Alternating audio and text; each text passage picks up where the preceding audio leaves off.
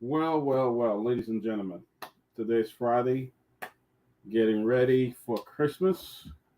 Uh, Tomorrow is what? Christmas Eve? Welcome, gentlemen, to the Closing Acumen. We are excited to be here, happy to be here on the Closing Acumen on Friday's edition of the Closing Acumen. We'll ask you as you join us to please share the show. We're looking forward to another exciting show here today, where we're going to bring you all the happenings in Liberia and around the world. Close to Acumen is watched all over the world. People watch it from Brussels, Germany, Japan, South Korea, Mali, Ghana, um, Guinea, Sierra Leone, the Ivory Coast, uh, Finland, and everywhere. So we want to welcome you. As you log on, we ask that you please share the show. We'll be having some exciting movement here today. So as you log on, we say share the show, my brothers and sisters. Welcome, and also today we're going to be having a very special fundraiser to for some of our folks in Liberia. In fact, we already started to receive gift. We already have first donation that came in earlier today, from Miss Makam Shallow Rano, 50 dollars. One of our fan, Mr. Titus, from all the way in Newark, New Jersey. He's donating $40, and I know there's somebody who had pledged who's going to donate another $100. So if you are watching today and you want to share a small gift, hey Henry, good to see you. I got my namesake. We got Henry Peabody and Mr. Henry Jala. That's my namesake, and stuff like that. So one is young and one is older. So, but that's my namesake. Henry's on. So what we're gonna do is, folks, I'm gonna provide you a cash app. That's it's the $ HP Body 23. I'm gonna use mine for the closing acumen because we don't have an official cash app for the closing acumen yet. So it's the $HP Body 23 $. Yeah, Yvonne, that's the Henry's today. Yeah. It's the $HP Body 23 $HP Body 23. If you wanted to knit, we can do that today. We want to thank our first donor here today, Miss Markham Charlotte Rano, and we also have. Let me make sure.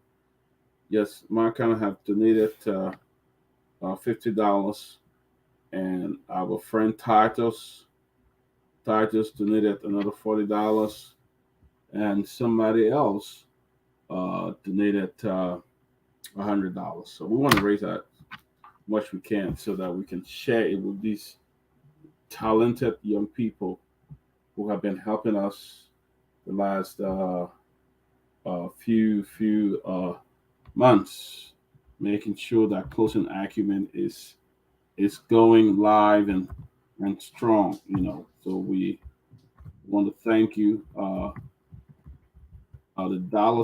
$HPEABODY 23 $HP Body 23 HPEABODY. There you go, $HP Body 23. Yeah. Hello, Peabody. Greetings. How are you? Man, I am well. It's really cold here today, but I actually came home early. My job kind of gave us half day, so that's really good. So I made it from work early, and I'm here. I'm able to make it here today. So Thank you. Thank you so much. Let me say half shot to our followers, and let me just say compliment of the season. Yes, for a very long time they've been following us because we're doing what we do for country, and to get them in the know on what unfolds. As we get the information, we give to them. Yeah. So we are about to come as this year. We are already in the conclusion that December. So let me say a compliment of the season to our cherished followers via the radio, via the internet. I'm so grateful, to get kind of a follower. They're always making it a duty to burn their data just to make sure that it gets up true. But as you were like saying, maybe the one of the easier way could be maybe we like post it. Okay, you have already done it. I'll just think of something of such. Yeah, let's great. So we'll keep it there. Yeah, yeah, $ HP by the 23. Want to make sure that we raise some fun today. So let's do that. Our own man Julius also has cash app $100. He's going to cash app. Look how Julius going to cash app $100 as well. So we're looking forward to, and we ourselves going to be making some contribution as well to the guys. I want everybody that involved with this to make sure that we uh, donate, and that the guys in there gets it directly. Let's recognize some folks. I see Daxi Dukley. Welcome, Mr. Dukley. Kuma Johnny from 72nd. Welcome, Kuma. Uh, Yvonne, Yvonne Yule. Welcome. Watching from Nothing, Virginia. Uh, Emmett Hammond, following live even from the Cat City. Compliment the season two, my brother. Uh, Sela M. Nya, watching from Capital Bypass. Saya Dule, welcome, Saya. I hope I'm pronouncing the name good. Winifred, our dear sister. Winifred, the cash app is there, so you can donate. Dyson A. Morris, watching from Monrovia. Thank you, my brother. Thank you for watching. Harrison Tucker, good evening to all. I'm watching from Detroit, Michigan. What's up, Harrison? Welcome. To our own sister from Maryland. Man, if you're in the area, you need to go to her area there, man. In Maryland, she cooks some really good food. I mean, if you are in the Maryland area around not far from Gettysburg, Markham Shalorana, some of the best food ever you will eat. In fact, Markham, good to see you, my dear sister, and thank you. Merry Christmas to you too, and thank you for your gift. Markham was our first donor here today. She gave a $50. Uh, Clarence Benson, following from Hamilton, Ontario, Canada. Hey, my boy.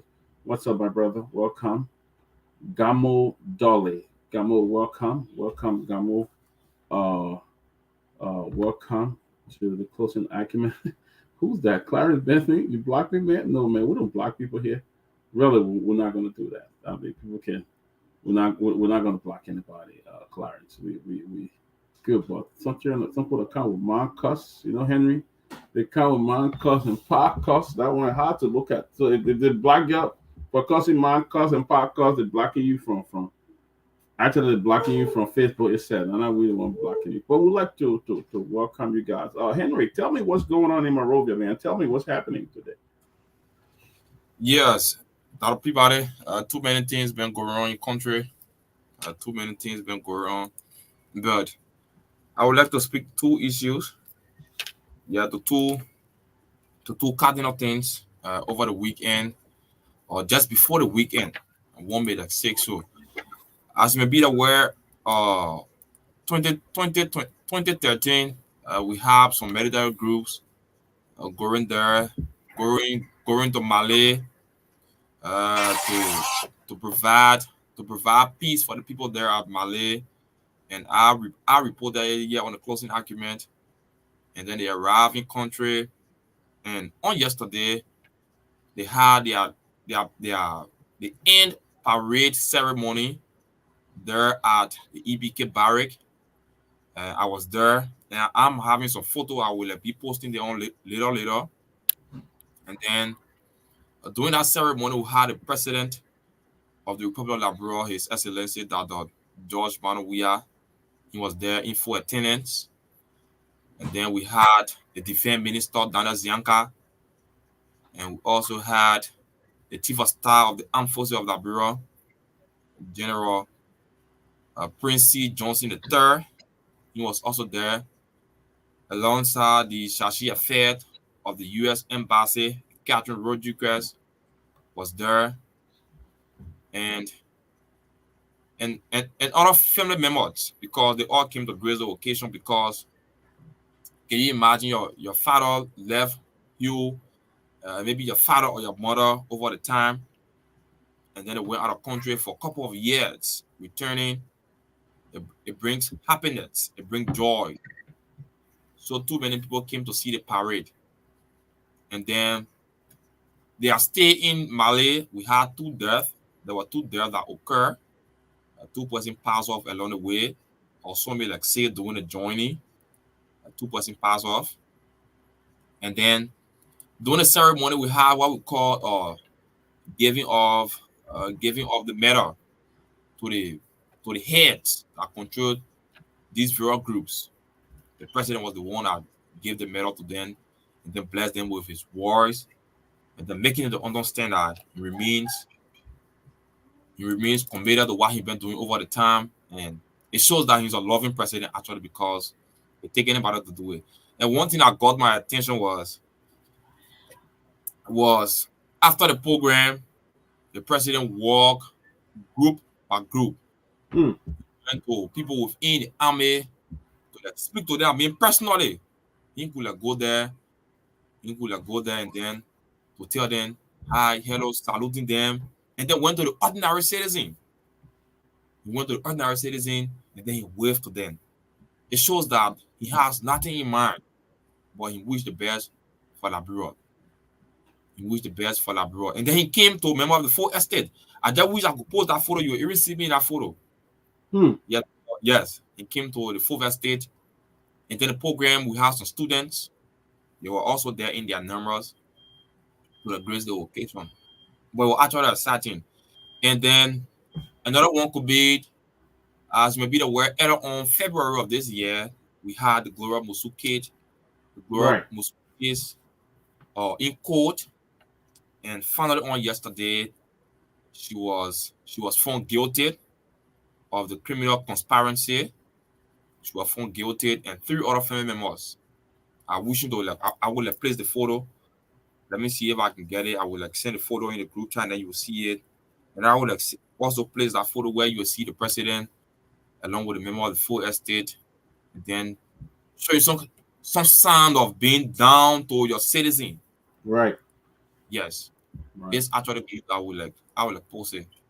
So these Cool. are training things that have been happening in country, and so forth as we go on. Are you there? Yeah, I'm there. Okay. Yeah. Yeah. So that's really interesting. You know, our soldiers have been decorated as some of the most professional that serve as peacekeeper in Mali. They have been there for many years, and I think the end of the mission, they finally returned, as Henry was saying. And there was a great program yesterday where the president decorated the gallant men of our armed forces who served with distinction in Mali as peacekeeper. I mean, it was wonderful. They did a great job, and we're very proud of our country.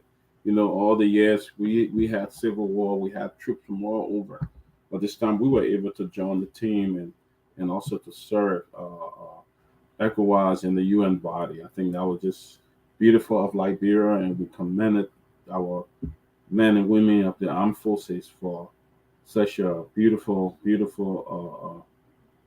performance in service, beautiful service in Mali. Excellent service. I just received a gift. We just received another gift from our friend. Miss Winifred Smith, one of our good friends. She just sent us cash at us $25. Well, folks, if you are just joining us on today's edition of the Closing Argument, we are taking some help. We just want to be a blessing to our hardworking crew in Liberia in studio, Hot FM and Truth FM that really ensure that we have a show here every day, 3 days a week. Who stay overnight and sometimes they have to sleep in the studio. They were able to. So we just want to get some help to them with cash. So if you are still doing your Christmas shop and you have 10, 20, 40, 50, $60, the cash app is right there, HP Body 23. I mean, you cash app, you want to post it right on the live feed and let me know. I will definitely announce your name. But let's welcome Tina Elliott. Merry Christmas. Asata, Merry Christmas. Nora Hoke, uh, uh, Merry Christmas. And everyone else. Erasmus Zobe, welcome. Sophie Blamo, welcome, Sophie. So, yeah, we are for closing argument. There's another thing, Henry, that have been happening in Monrovia. Actually, I actually saw this today on news on Google. Talks about the prison system uh, uh, uh, in Bun County. I mean, in Bowman County or somewhere where the inmate have gone hungry. They reported that they have not received food. Somebody said it needs cell. I think if you use uh, if you can inbox me, I don't know. My phone number. I can't give my phone number out like that on for sale. But if you if you want to inbox me on Facebook, Nora, I can definitely send that to you. I can definitely do that. But it talks about uh, uh, uh, uh, prison starve the inmates or the prisoners are starving according to front page Africa. It says the inmates are starving in prison in Bon County, somewhere in Bon County, I believe, where the in Babulu, they say prison superintendent in Bapulu look outside, go for prisoners who are facing acute food shortage. Says no supply in the last 5 months. Man, that is tough. If you are prisoners, it doesn't mean that you are a criminal. Even though you are a criminal, you go to jail, but nowhere should anybody kind of starve for food. And according to Front Page Africa, that we just read, they said these guys are 5 months in Bapuru County. The person have not been no food. And I think this is really really bad, folks. It's disgusting. I'm gonna say that folks don't have food to eat. So it's really really sad, and I hope some folks can call. I think it's Eddie Torawali. He is in charge of the prison system, I believe. I hope Eddie can call us on the show and tell us what's going on. But honestly, 5 months without the prisoners or the inmate having food to eat, that is really really bad. That is really really bad. So I hope they can call us and stuff like that. So Henry, you got that picture. Yum True Kranga, welcome. Trukan Mo, yeah, that is a human right concern actually. If you want to, Yeah, Henry want to play that. Let's see the video from the armed forces of Liberia, the end of the mission to Mali. that's it. Yes, you can. Let's play that. So, That let me see what I I can want do. to send you the Okay, yeah. Here is the video. okay. Let's see whether. All right. That's it. What we want to show now is yesterday activities at the armed forces of Liberia. That's the president. The president of Liberia arriving there for the celebration, right? Yeah. Yeah, of the Now I wish the program was already about to finish, and then he wanted to go. yeah.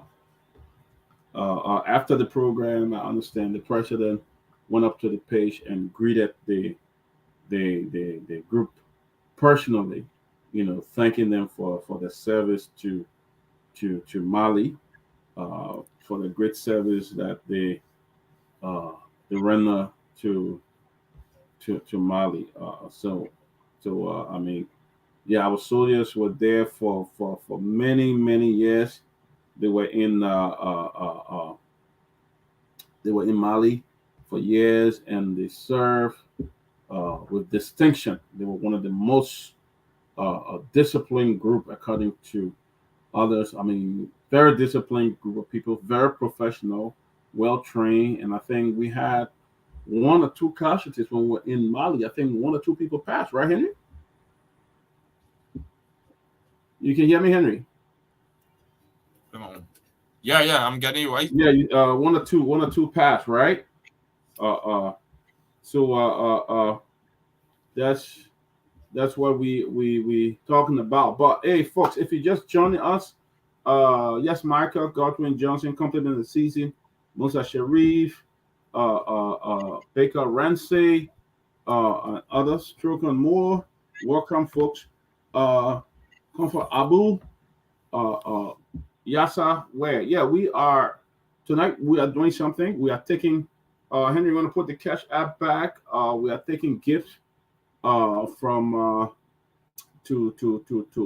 for our brothers in Morovia at the studio. We want to just take some contributions. So if you are going about shopping for your Christmas, man, $10, $20, $40, $50, anything you can give to help these guys. Want to raise some quick funds to help them for the holiday. But what I was talking about, I hope Eddie could join us, the director of the Liberian prison, because the news from Bapulu County is scary. I think this is a complete human rights concerns because you have inmates that haven't received any support in terms of food for the last 5 months. I think it's not a good thing. It's not a good sign. We need let's see what's going on because it says these folks have not had food. So the prisoners are actually going out of the jail and going out to look for food to eat. This should not be happening, folks. This should not be. This should not be. It's really, really, really, really difficult. I don't think this should be happening. So if Eddie is listening to us, uh, you want to come on the show, let us know. We'll send you the link so you can come and talk about the prison system of Liberia. We'll be joined by our folks soon. Very, very soon we'll be joined. We also been watching the uh, president-elect Joseph Boakai has been touring DC. He's been visiting the World Bank. He's been visiting Congress. He's been meeting with senators and uh, members of Congress and the IMF and everyone. He's been traveling. Even he was in New Jersey, I believe, last night, and where there was a dinner with some business folks and all of that. So he had a pretty busy day on the Hill this week. He met a lot of folks, and I believe he's in the New Jersey area and will be going back to Liberia soon. So Vice President Joseph N. Boakai has been in DC. He has been traveling on Capitol Hill, visiting with a lot of international partners. He had a meeting, had an interview with the VOA. I think that was, and in that interview, Henry, what he talked about that he's not going to relent. He's going to fight corruption. He's going to get an international audit firm that's going to come to Liberia and audit folks. He's not going to. It's not going to be witch hunting, but he's going to get in there. He's going to audit folks who have been involved in a lot of stuff. So we wish him wish him good luck and wish him all the best as he's traveling all over the U.S.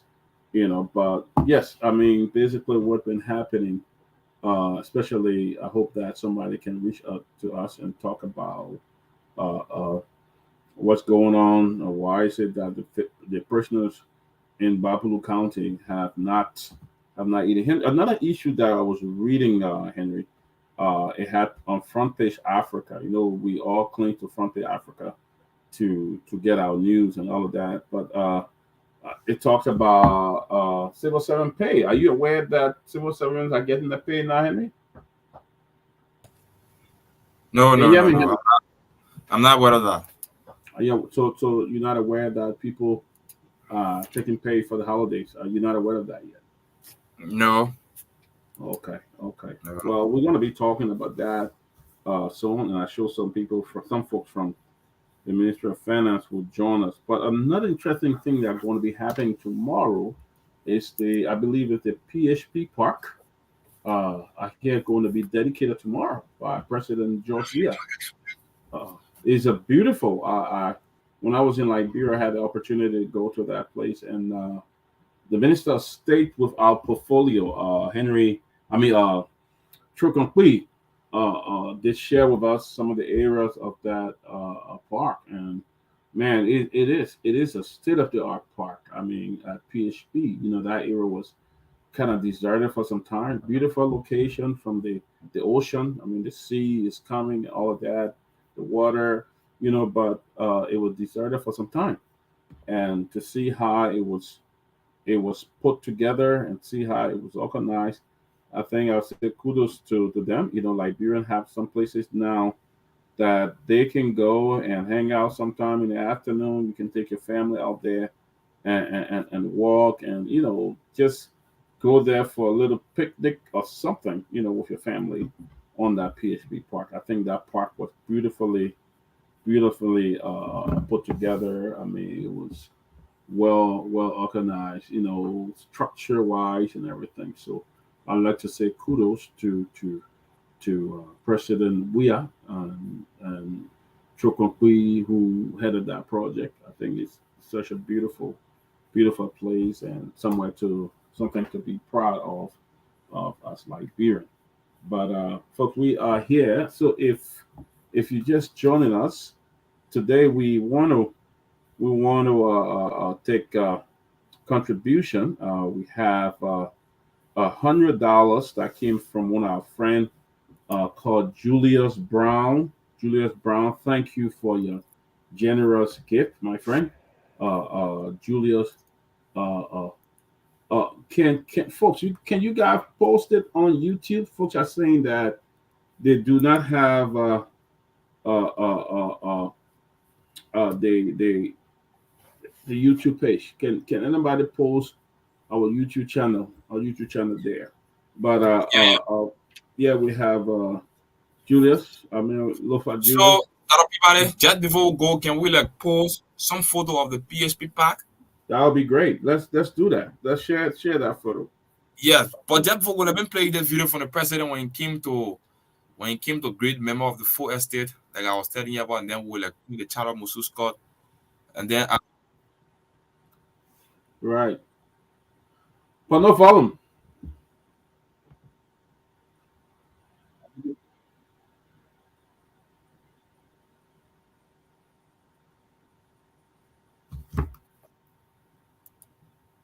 yes, that's the president when he came to extend greetings to a member of the fourth estate. They were actually excited. As you could like see everybody yelling, "Oh, I want to like take photo with the president!" They were like excited actually. And then another photo coming like uh, on what I told you on, no, not this, the Gloria Musu Scott photo. Right. Yes, just Right. Yeah, that's another issue. We're going to be talking about that too. We're going to talk about the okay. Lufa welcoming. Oh yeah, that is the former Chief Justice of the Republic of Liberia, Gloria Mususcart. I understand she was found guilty. Okay, yes.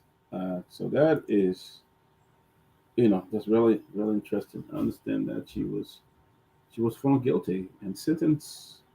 Have the sentencing taken place? Do we know how long she'll be going to jail No, herself? the exact date is not yet. I think it was appeal.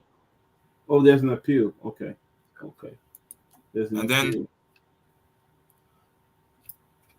Wow. Hmm. So the jury handed down the verdict, and the former chief justice was found guilty, and she will be sentenced to jail. And they filed an appeal. Wow, that's interesting, man. Very, very so interesting. let's get to some part of the PSP pack. The photos are Okay, very, very good. Okay, this is one, okay. as you can see. Hmm. This is actually beautiful. It is. Yeah. I had the opportunity to go there when I was in Liberia. Very beautiful. I mean, well, well, well. I mean, I'm gonna say kudos to President Weah and to all those departments and everyone. I mean, this was really, really beautiful. I could just go to Monrovia, drive my car, park it there, and just hang around there for a long time. I mean, I hope it's maintained, but I can tell you that's a very beautiful. Liberia is a beautiful country. If folks, uh, if the right thing was put in place. I mean, this park has a lot of places. I think it's have parking and have place for people, restroom, place for people to change their clothes and take a shower. I mean, hope they could build a hotel uh, uh, as well. So I mean, it's just very, very beautiful, very, very beautiful. So they did a wonderful job. I think they have something like a gym that you could even go there and work out there. So well, kudos to President George Weah and his team for putting together. I mean, beautiful, beautiful job at the PHP Park. Yeah, of course they got soccer, they got place for people to sit. Man, this is really cool, really cool. It's beautiful, but the maintenance, I hope they can maintain that. But yep, I think that's where the car will park or something like that. I don't know where. So, but it's just really cool. I mean, I'm not lying to you. It was. I went there and saw it was off the hook, off the hook. You know, well, they took the time and to do that. So yeah, so that was just good place to hang, man. If you go to Monrovia, go to PHP Park. Just get out of the noise, go that part of town, park your car, carry a cooler or whatever you want to put in and chill and just enjoy God's beauty from the beach. It's really, really, really a great thing. But thank you, Henry. Let's. Julius is here now.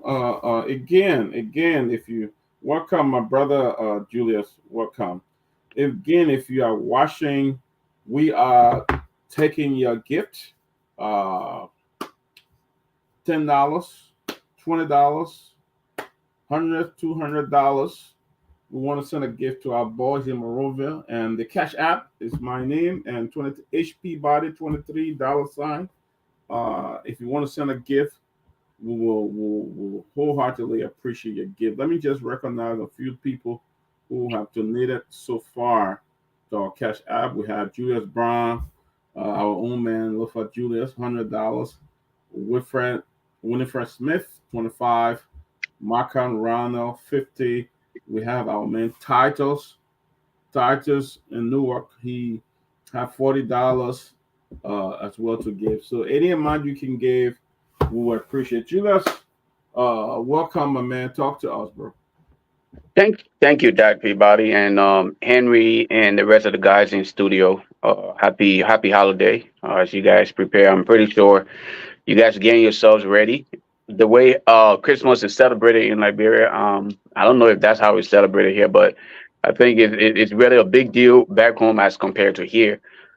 But I'm just great to be back here. Hopefully, we have a great conversation. Wednesday was again a great conversation. Had a lot of people reaching out. appreciating Wednesday's show. It was very informative as always, but I think it just added another value to the closing argument. But tonight, I just want to really start off with acknowledging and appreciating a hero that surfaced over the past couple of days on the social media, and that would be Rachel Freeman. Rachel Freeman actually saved a life. Uh, we I think a lot of you have seen over the past few months where mob justice have taken over Liberia. And Rachel stood up against it, and she saved the life of a young man who they were about to literally kill. So, we try to have this to go viral. A lot of time we have to learn to appreciate the good people. A lot of time we don't focus on good people. We turn to focus on the bad people often. But Rachel is a hero, and we should definitely acknowledge, appreciate her. I know I reached out to her a couple times, hoping that we can get her on here so that we can just get her view on what really inspired her to be that courageous, because she was standing amongst people who were literally threatening her. Yeah, All right, if ruthless you guy. watch, Yeah, yeah, you watched the video, they were threatening this young woman, and she was courageous enough to say, "I don't care what you guys say or do. This man should be taken to the police. I am not encouraging the act of stealing. All right. But what I'm standing against here is your desire to take away his life, because that is exactly what they were about to do to him, or the way they wanted to treat him. You're not the law. You should not exercise any behavior as such. And I think that was very courageous on her part. So definitely we all should acknowledge and appreciate her. And hopefully tonight, if I'm able to get in contact with her, we will get a few words from her to just let us know and encourage other Liberians around. Not that we are encouraging the act of stealing. No one encouraged that, but let the Lord take its course. Let us not be the one to come out here and act like we are the law, and we are not even exhibiting the law accordingly. So I want to use this opportunity to again say to her, thank you. We highly appreciate what you did. Yeah. Julius. Just before I came on the show, that video surfaced on my page, and I was wondering what kind of courage she had to Mm-hmm. do that, because she was going against men. There were a Mm-hmm. lot of men, desperate, ruthless, with a Mm-hmm. lot of anger, that they were so desperate to beat that young man to death. They would have beaten him to death. Yeah. And she stood there. She said, "The law says somebody still call the police. Do not let Yes. take the law in your own hand." And she was brave enough. She was brave enough to like stand up to those guys. She stood up to them and said, "Look, y'all will take the man. I'm not turning on my video. I'm not Yes. going to turn it off. Y'all." And she was brave and did that, man. I think Ye- she deserved a lot of kudos, man. I mean, because she was the man among the men. I mean, a woman standing there, and you got a lot of ruthless people ready, Oh yeah. ready to do bad. They were ready to do something bad over there, and she stood up for that young man. And I saw that video went viral with almost 92,000 people Yeah. viewing it. Yeah, Views. 90, yeah, 92,000 people. And I mean, I'm telling you, she really did a great job in sharing it. And that's important, because, Judo, after I watched that video, my heart just broke, because our people don't have any other way of solving problem but to Right. be very brutal. I mean, little issue. That's why when I go to Liberia, I'm a bit afraid to engage people in tough conversation, because the next thing will result into violence. If you guys don't agree, it's going to Mm-hmm. result into violence and somebody get hurt. And so for that reason, I just disengage a lot of conversation and just keep going. Because our people. I mean, I don't know where the anger come from, but they cannot have a savor conversation. The next thing result, you catch somebody for stealing, everybody jump on them, beat that person to death. Look at when the election was going on, the campaign, how many young people died for nothing.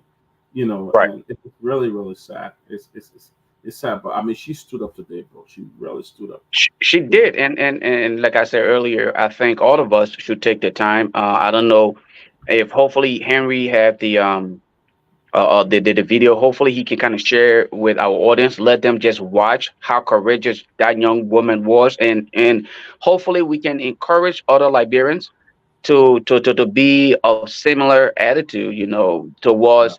this whole issue of mob justice, because it's not. I mean, this is not something that we should have to do. This is not Yeah. something that people should have to experience. The fact Mhm. that's why often some of us will say the social media is doing a lot. It is Yeah. educating our people on a lot of things. The fact that you and others will take upon yourself to discuss some of these things. When these things happen, you speak against it. It enlightens a lot of people's mind. And sometimes when they're in that position to actually exhibit that level of patriotism, Right. you tend to see it. And in this case, I mean, I just can't speak of how highly I think of Rachel. And, I was hoping that the entire social media, every Liberian on the social media will at least tag her name in a post, just acknowledging and appreciating her, because that right there will encourage other Liberians to just do the same. If you follow the issue with Dede, you saw everybody standing over there. I can tell you, had Rachel been over there, Rachel would have done something. Rachel would have probably said, "Look, it's not happening to this woman. You Hmm. guys, we need to call the police." If that is what she probably would have done, probably better than what she did. But again, I want to say to all of us, we are not encouraging the idea or the behavior of stealing. But what we are saying here is, when these people are found in these kind of behaviors, call the police. Yeah. Let the law take its course. You're not the legal system. You're only the victim, if so to say. So call and have somebody to be a part of the process, because the police, that's why they are there. That's why they get paid. You're not Mhm. the one to exhibit that. So, but yeah, hopefully we can have a really good show today, because a lot of other things are going on. And Yeah. I see that the president elect is actually being fitted by designer clothing. I don't know what other people think about that, but that's something that I feel like we could kind of just chip in on here tonight. What do people think about it? Because we saw a similar thing with George Weah, and we complain about it. But for the most part, the person who is actually doing these things is not in Liberia. Yes, this person is a Liberian, for the justification that we are getting from a lot of the folks on the UP side is, well, at least she's giving opportunity to a Liberian. Well, yeah, the opportunity you're providing, is it in Liberia? That opportunity is to a Liberian in the United States. Yeah. And again, I don't know how that supports the idea of job creation in Liberia. If that Liberian was in Liberia, residing in Liberia, or owns a business in Liberia, but have a branch here in the United States and operating, I said, well, you know what? Job creation and all these things. But I think we can kind of dive into that a little bit deeper. Yeah. Lofa, I mean, for me, I have a diverse view on that. Uh, Mm-hmm. I believe, I think it was a good gesture. I understand he decided to do it free for the president like beer. So, I mean, for me, if he is a Liberian and even become the butler of the president, the international butler of the president, but being a Liberian and a Liberian that is fixing a suit for our president, I think I applaud that. I applaud that. And I saw people saying, "Oh, the president now wearing $1,500 suit." I Mhm. I think he's not the president. He's no more the regular Joe Buckeye. He's the president like girl. So I think a $1,500 suit, I mean, it's not bad, He But deserves. I just like the fact that a Liberian will be the one that would make the suit for the president. I think I like that fact, because it's of a time that we utilize our own Liberians, and I Dollars. understand Yeah. the individual have even offered that in the past to President Weah, and he rejected it. But I like the fact that Liberians doing it. You know that I mean that show that at least we're utilizing some Liberians to make rather sending it to Japan or China, to Nigeria or Senegal to utilize a different tailor there. For example, one of the things I've always complained about, even when I was on our own network, was our airport, the business launch. I strongly believe there's no way that somebody from Ghana should be taking charge of our business launch. I detest that. I mean, seriously, because you go there and you end up eating what it called the Ghana jollof rice. You want to tell me we don't have Liberian jollof rice? Somebody coming to the country or leaving that goes to business class want to have a taste of the Liberian cuisine, and you have nothing. You want to tell me there's nobody in Liberia who can actually run the business lunch at our airport? We have to go as far as Ghana and give it to them.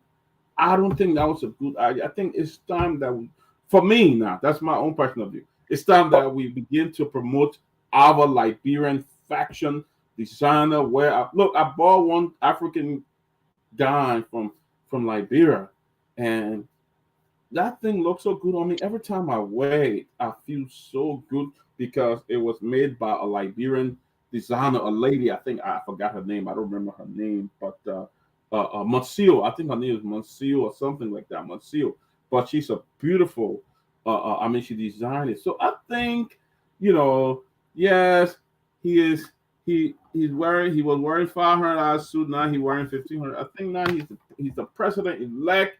And I think part of the president budget is to take care of the clothing, he and the first lady clothing and everything. I don't have a problem with that. I mean, I don't have a problem but with that let me jump in here though. Doesn't that contradict some of the statements that were made that the president, his lifestyle, the president elect lifestyle, the reason why the the house he lives in today in Liberia is because of how modest his lifestyle is. He's not that flamboyant kind of person.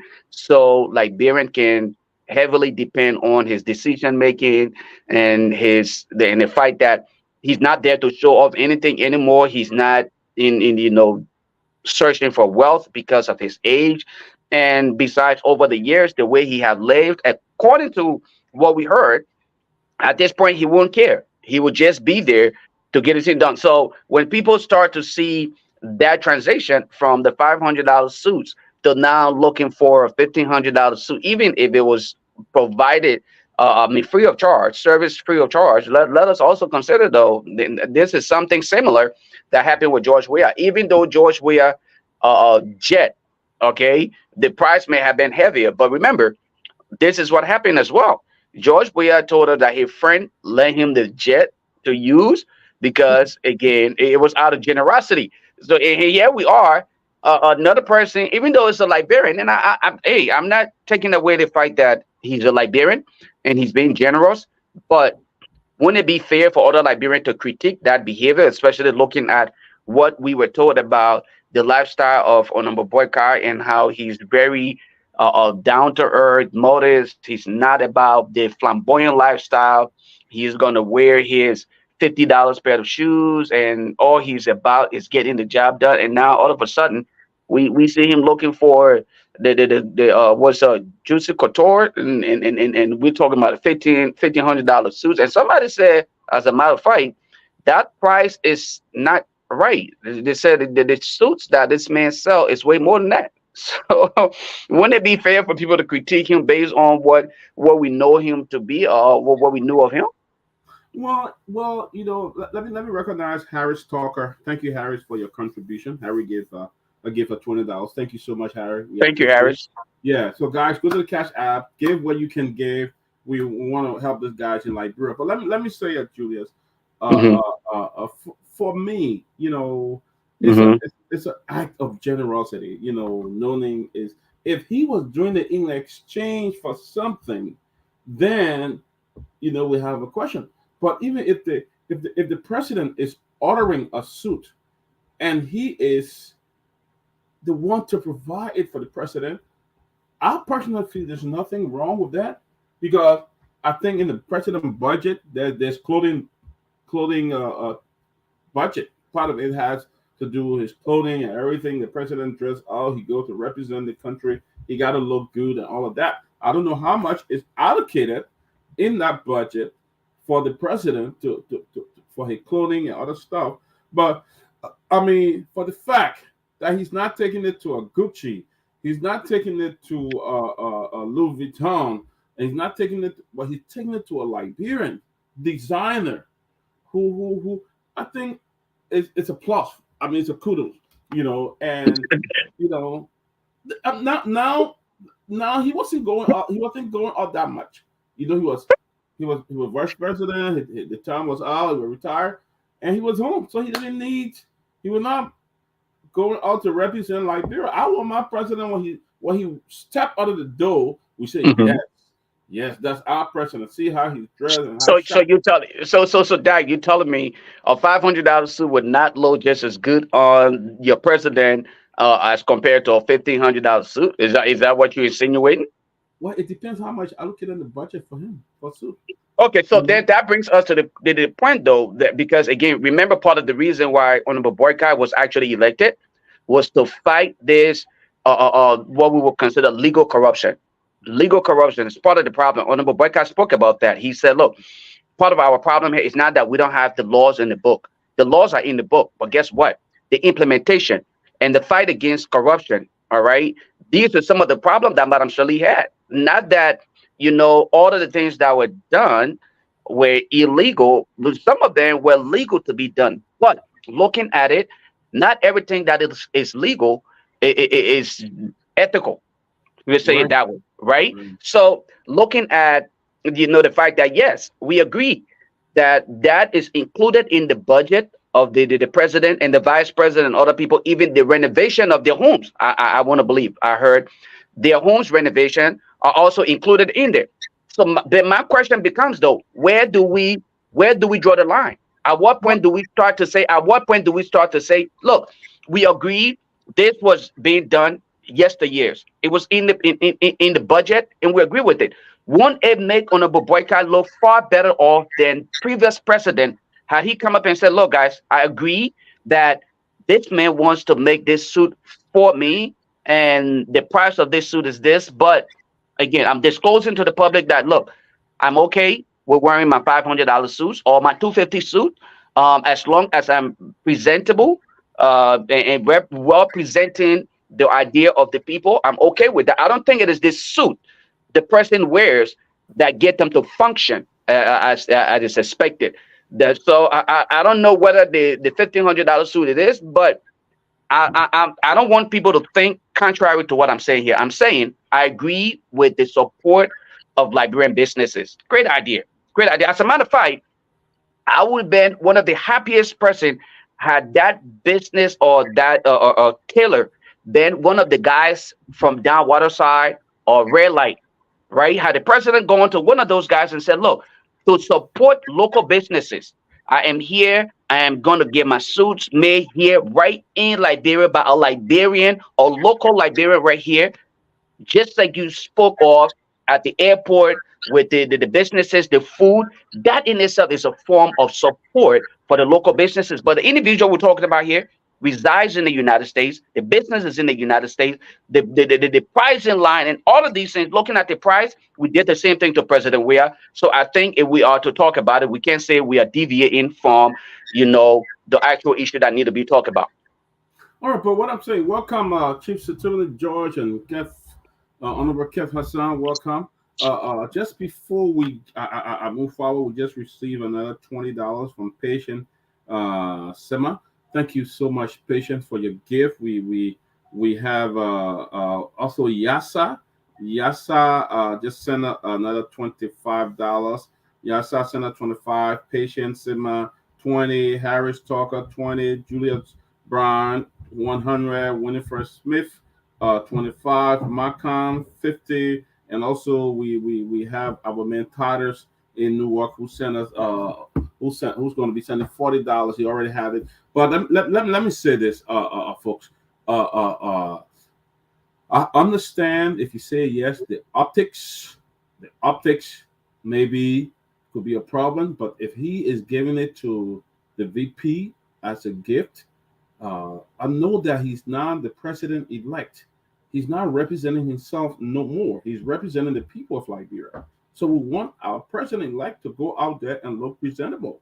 And if you have a Liberian teller who is saying that I will do this for my president, or even if they have a budget there for the president for his clothing budget, and he said I will choose Noni Kupcher to be my designer to do my suit. I mean, the suit is not 30,000, not 20,000, it's not 10,000, all of that. But for me, I think it will. For me, I don't think anything wrong with that. To be honest, except he's really doing it to get something in return. So, but let me also say that I hear people are saying that the president-elect home is being renovated. Okay, know that we do not have an official home of our president the last 12 to 18 years. No president has lived in the mansion. Okay? No president has lived in the mansion. They are all been living at the personal place. So if there is no official home for the president to live and they are living at the home, definitely the government should assume some kind of responsibility in actually getting that home prepared, getting that home protected, so that the president will have a suitable place to stay. If he's living in his home, and the government's able to provide a home that it did not do, then absolutely they should be able to renovate that home. But the only problem I would have if the contract was not given to a Liberian contractor. That's the problem I would have. It should be given to a Liberian contractor. Keff, you just came in, joined the topic, and then Tomalin will chime in. But let me say here, we are still taking donation, our Christmas gift for the guys in the studio in Liberia. We want to raise a good bit of money, like $1,500 or more, so we can send it to Liberia to help this guy. But let me say that we have received some gifts so far. Let me just go over here. Yasa sent a 25, Patient 20, Harris, Talker 20, Judas Brown 100, Winifred and Malcolm. Thank you, folks, for your gift. Thank you, folks. Anything will help. $10, $5, $100, $200, everything will help. But Keff, welcome, Honorable Keff Hassan. Join the conversation. Yeah, sorry for coming late. I got some technical difficulty in the back, but let me say this: folks who were saying that the suit that JMB having, Yoni suit is a Liberian business man. It's a Liberian. Yoni is not a Liberian businessman. You'll get that straightened up. He's not a Liberian businessman. He registered his business in America. He paid taxes in America. Nothing benefiting Liberia. It's a Liberian guy having a business in America and paying taxes in America. So it's not Liberian business. It's not helping Liberia.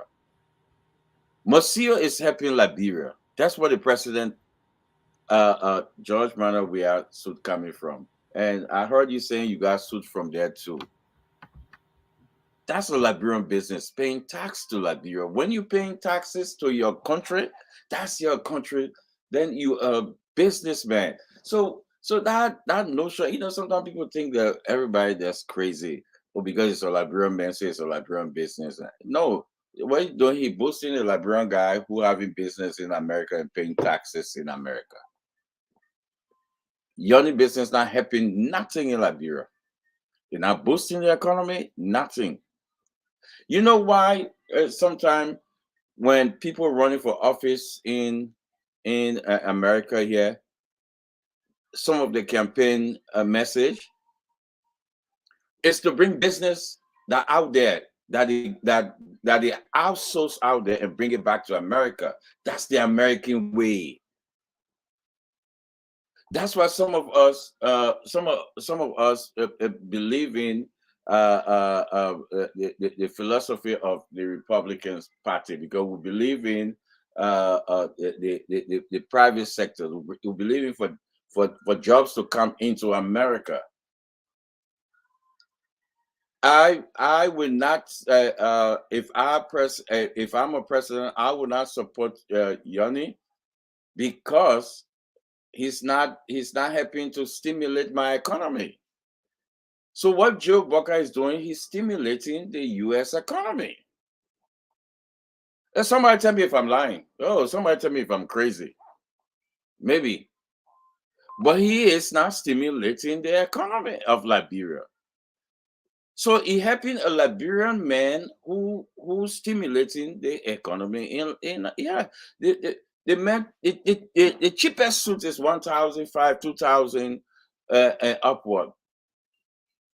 And look at everybody, the whole crew, everybody getting that suit. Everybody, you see everybody. Imagine if that money, a GMB spend that money in Liberia to Mosul.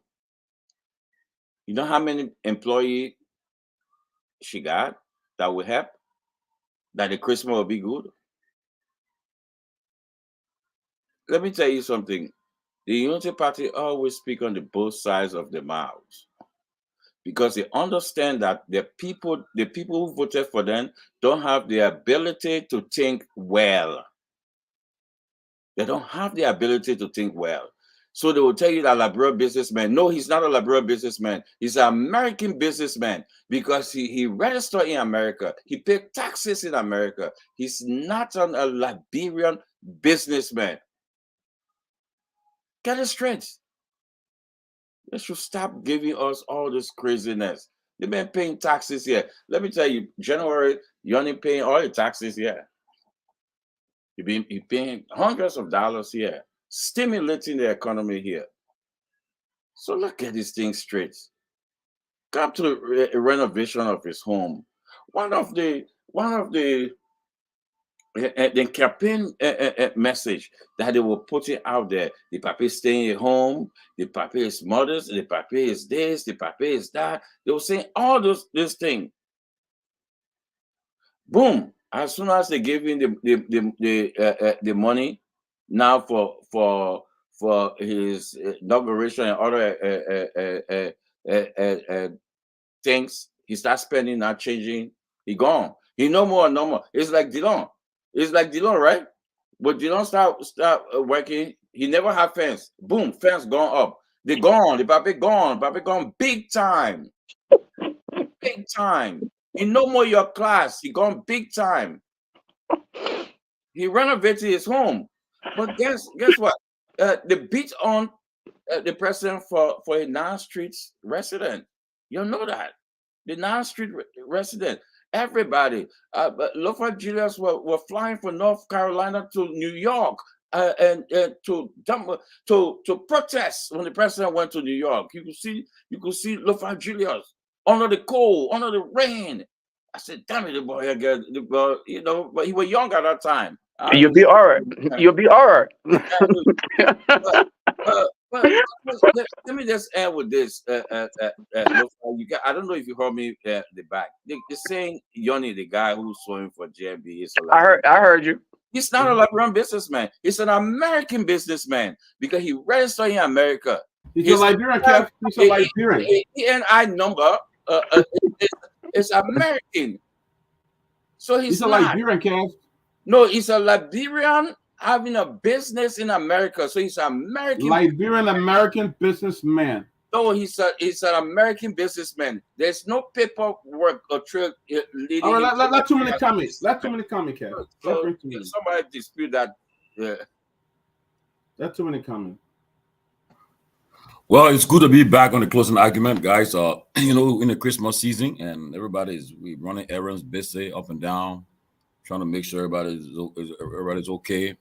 We have an event this evening. We'll be going there. I won't be here so long. I got to drive almost an hour and a half to the event. But I'll just touch on most of the issues that have been discussed already.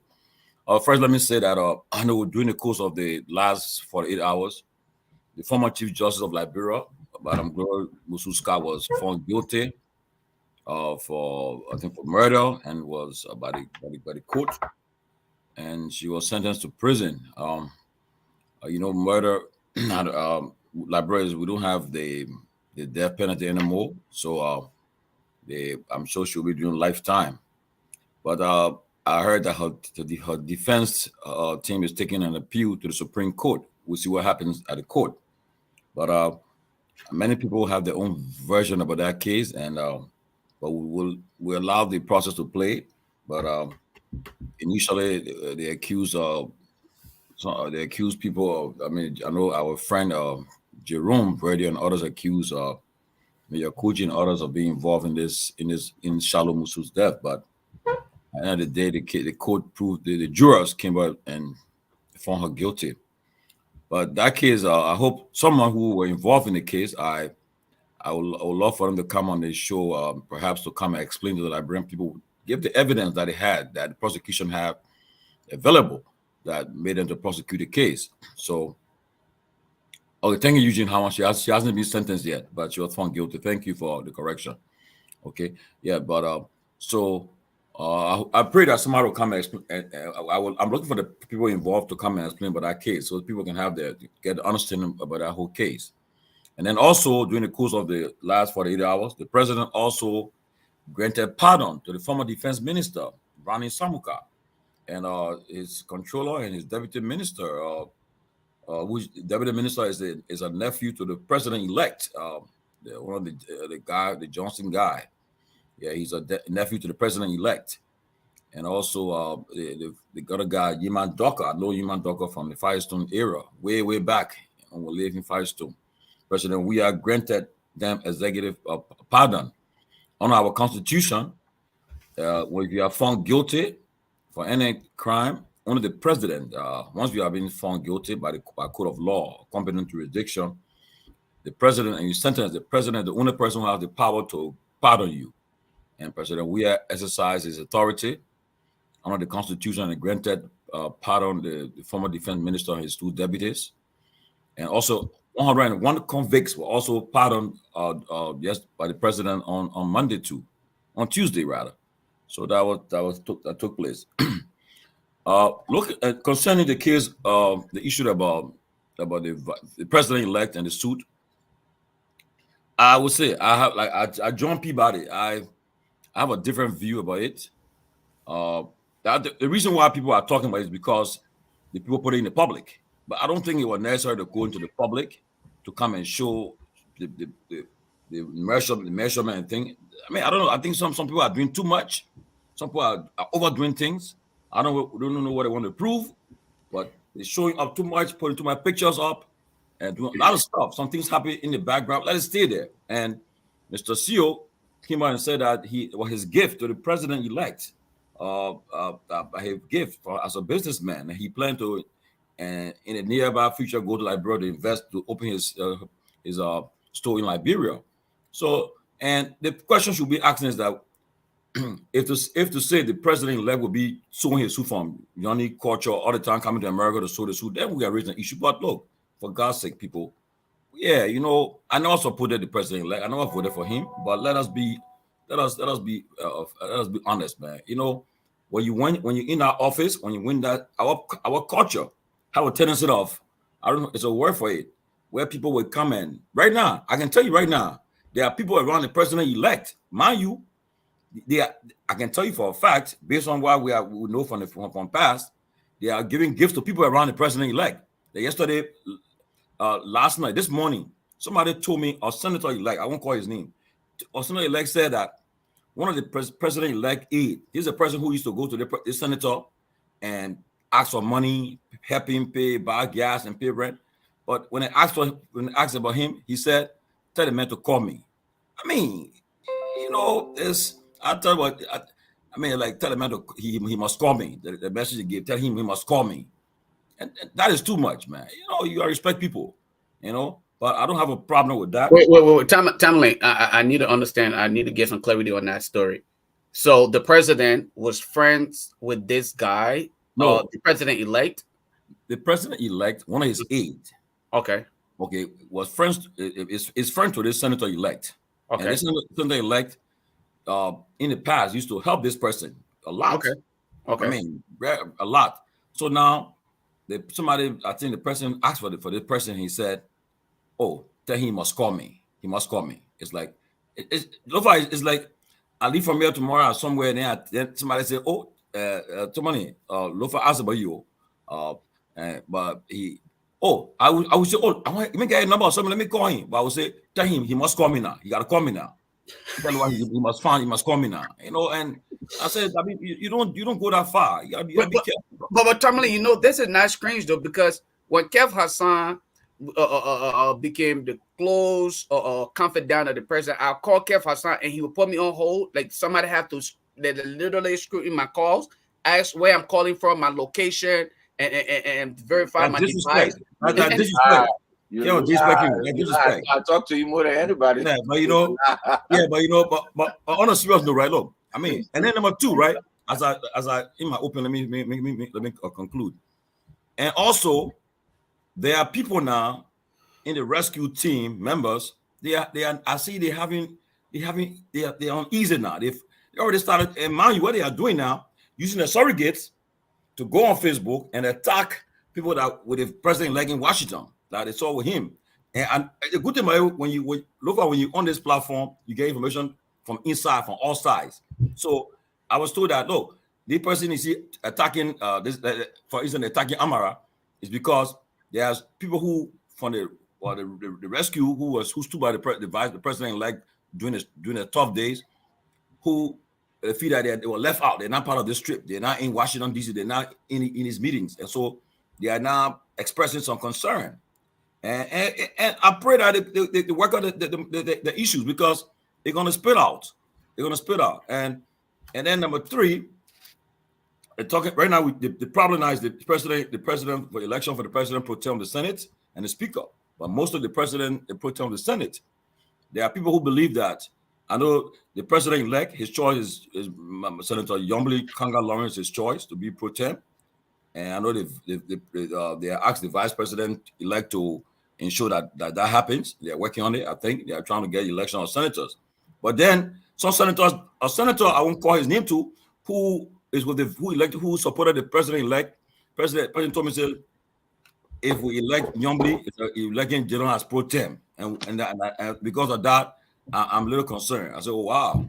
I mean, so you guys are working together for the last 3 years. Then you having a problem with that? You should be supportive, instead of saying, if you elect her, you elect general as pro tem. So there's a lot of things happening among them. And it's like, it's something that I hope they resolve it before the inauguration. They got 29 more days to go for inauguration. No, today make it 30 days to inauguration. So I hope they work out the issues, because they're going to spill out. And we want to watch this drama, because even when it comes to the appointment of the cabinet officials, I want to see who the president-elect will be announcing as his Minister of Foreign Affairs, his Minister of Justice, his Minister of Presidential Affairs and Finance, because these are key areas that we will be watching to see what happens, because it would tell you exactly how he's going to proceed. And lastly, he had an interview with VOA. I thought the interview wasn't bad. Well, I told my colleagues, I said, I want to see how he will implement what he's told to VOA. But as we have obligation to address the Liberian people and to present the facts. So we'll be watching to see what happens. But on the issue about that, address something, I don't think it's a problem. I think Yoni just decided to give the president, and mind you now, Yoni was a close friend of the president, outgoing president. But the president-elect, to see him giving, he says, his gift to him, and he'll be going to. I don't think we beat on him for that. Let's see if President Bouaka, if he's becoming inaugurated, if he will still be ordering clothes from America from off the hand. That's a real issue. But right now, Lofa, if you become in a position, everybody give you a gift, and right now, all the people around the president-elect. I wish we had that break, man. Yes, I love the papel. Everybody giving people money, giving people money. Trust me, people right now, there are people who were told that giving people money for the jobs, that those who in tenure position. Some people already taking money for make sure you are kept in your tenure position. You're not gonna be removed. People play their games, but and now what happens, And by the end of the day, just be careful before this thing comes to the public. And when it comes to the public, you won't be spared. But President John Weah was the most attacked, insulted president in recent history. And because social media just went out, and President Weah was attacked almost every day on a platform. Somebody insulting this man, causing a man, causing a grandma. He'll be insulted, attacked. So I'm not saying people should attack due to similar to President Bwaka, but I can assure you that Liberian people will be vigilant. They'll be alert. I know we're going to move on the topic, but let's go back to our fundraiser. We do have $50 that came in from Keff Hassan. Thank you, Keff, for your donation. Keff, we are going to give as well from the Closing Arument. So let me just repeat the names. I like to call the name. Keff Hassan, $50. Yasa, 25. Patient, 20. Harris Talker, 20. Julius, 100. Winifred, 25. And Markan. We're asking you to please. Now we have, if you need a gift through Zelle, we have a Zelle right there. The number is 302-740-9170. If you have a Zelle, you can donate through that. And if you want to give through Cash App, it's $$ HP Body 23, and we'll call your name. Or if you even want to put that in the live feed, you can just put that there. But there's another issue that is trending, folks. I want us to just talk about that a little bit. On the front page article today that talk about the inmates in Bapuru County have not received any supplies for food in the last 5 months. From Front Page Africa in a court, it says that they are going out of the prison and looking for food, or the officials are going out of the prison looking for food and stuff like that. I want you to come in. Kev, I wanted to call Eddie Trawali, if he can call us, so he can come and talk about this. But this seems to be a humanitarian crisis over there. What do you guys think? Humanitarian human rights and all of that. I think to some extent, that is an abuse of human rights. Whatever crime these individuals may have committed, it's not worth such treatment. You and I know we can't go a day without eating, especially if you may go a day or two, but to some extent you need to get food. So I think the government should have been mature enough to understand that is the part of their responsibility, and this is why we are here again discussing some of the issue of mob justice, and that's why I will use this opportunity again to highlight Rachel Freeman. Okay, what she did for that young man, she saved his life. But what becomes of him once he's handed over to the police and possibly incarcerated? Would he then have to go through what those inmates are going through today, not having food in the prisons for them? All of these things should have been considered. Now, that brings me to the question, though. Is that part of the reason why President Weah is just pardoning everybody? Because I just heard he pardoned about 100, inmates, whatever it is. But on what ground, what basis? It is his right. He can do it as a president. All right, he can do it. But what we want to know is what would he basing this decision on? What rubrics did he use to make that determination? Is what we're here. Is it because these facilities are overfilled, and so he's just trying to get rid of them, bringing back criminals in the society, recycling them? Because if they're not getting fed, how are they? How are we supposed to maintain these institutions? And this is some of the things that I believe the incoming government needs to take into consideration, and the need to fight crime. You cannot simply arrest and throw people behind bars. We must have some kind of a program to help. All right, have these people again rehabilitated and put back into society, like a second chance program. Something that is even here in the United States, they have a second chance program. These people may be, even if they are notorious, all right, armed robbers and everything. I think there are ways that some of them, and I don't want anyone to get me wrong here, there are ways that we can rehabilitate some of these people and make them to be important parts of society. Okay, but if we are noticing that the current government is not even living up to her expectation to feed these inmates. I'm concerned as to what else is happening behind, those walls where we are not at to see the treatments that they are going through. I think it's concerning, and these are some of the reasons why the international organizations, humanitarian organization, will always refer to us the way they do. That we abuse human rights, and we don't seem to care about people. We need to be very careful about some of these things, and hopefully, like you said, the management can call in and speak to some of these things. What is really happening? Why Yep. should people be incarcerated and not getting the needed treatment that they expect to get? Matter of fact, besides food, what kind of medical treatment are these people getting? Are they even getting one? Do they have nurses and doctors at those facilities? Those are the questions that we need to kind of dig into. Yeah, Lofa, let me just address that. In America, right? The prison system is the I mean, if the prisoners in America, most people don't know. They get some of the best treatment, right? They get the medical, everything. They get and so forth. But one of the problems in our country is that we are challenged about the issue about the prison. I mean, it have been not only this government, though, we are government, past previous government, they have always in the prison system, you just overload people. There's people just put people clustered there, and if you have a relative of loved one in prison in Liberia, you gotta cook food and carry to that person every day. Else they will just give whatever they got to, they will give them. And then you have to also provide medical needs for that person, everything. So that's why, and that's one of the challenges we face in the country. So, Tomalin, when Concerning you, concerning the I just pardon, want clarity. I want clarity on something you made. So, yeah, when you actually have someone taken to jail, yeah. the victim have to be responsible for their medical and their food. Is that No, what it is? the government, but come Oh, on, okay. the government, but if you look at you first you ask for the budget for the prison, the budget for the prison. Any Taradi can come here tonight and call.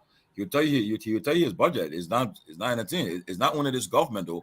That always been that which is something is sad. But on the line of the president pardon, under the constitution, he has that right to pardon. And then usually what people do, I witnessed it from Samuel Doe time. When during the Christmas season in that spirit of the holiday, they commute sentences of people who have been in jail. Some people are old and they really they're not no more a threat to society. Some of them been there and they people have abandoned them. Nobody can even visit them. And their crime is, I mean, they already served their time, and I mean they are just there now. They give you 10 years, but you're just there because you're not even a threat to society again. But it's also there's a process that the president that they come up and they give to the president and tell him, say, look, you can commit sentences of these people, pardon them, and then in that spirit, the president, even in America, when the president leaving office there, he saw Trump pardon all his friends and are helping. You know what he did there when he was leaving office the other day, and so, but President he pardoned these 101 convicts based on the fact that the people are making a plea for them. So I think it is his right to do it. And so I think it's I don't think we're about the prison congestion too, but I guess some people just needed to be out of prison now. They're not in more third society. I think so. All right, guys. Before we go to Keff, we've just received $60 from Seatap P Norris, $60, and we receive a gift of $10 from Denito Tool. TT is the tool. Thank you for your gift. So we are currently at about $400. If we can hit this thing to at least $8,000 just for today, before we leave, I know we can do it. So let's hit it up to that amount before the day's over. But I want to make sure we'll get enough to send it to Liberia. But yeah, Kev, chime in. The prisoners are in jail. They haven't received any food supply for 5 months. Why are you keeping people in a place where you can feed them? Isn't it time for them to be free, Kev? Don't you think they should free them? If you can feed them, why should they be there? Well, I don't have any information or idea or clue what's going on there, but I think at this moment, if folks are in jail, they don't have food. I think it's a humanitarian issue at this time. I think the local government need to look into it, and they need to try and see how they can, feed them, because you cannot keep somebody in jail without feeding them. Is against international law. Is something that I think the local government need to look into that. Personally reach out to one or two and ask questions, but I don't have much information about that. Okay. Well, we got that from the front page Africa newspaper, which is one of the most credible news. Yeah, media. yeah. You're right, Dr. Peabody. I believe that Front Page Africa always do their due diligence in time of looking out for this. This is a humanitarian issue. It's not politics. If folks in jail, they should have food. And I think we need to uh, uh, do our best to see how we can make one or two phone calls to see what happening there. But I think they deserve to have food in jail, because it's a humanitarian issue.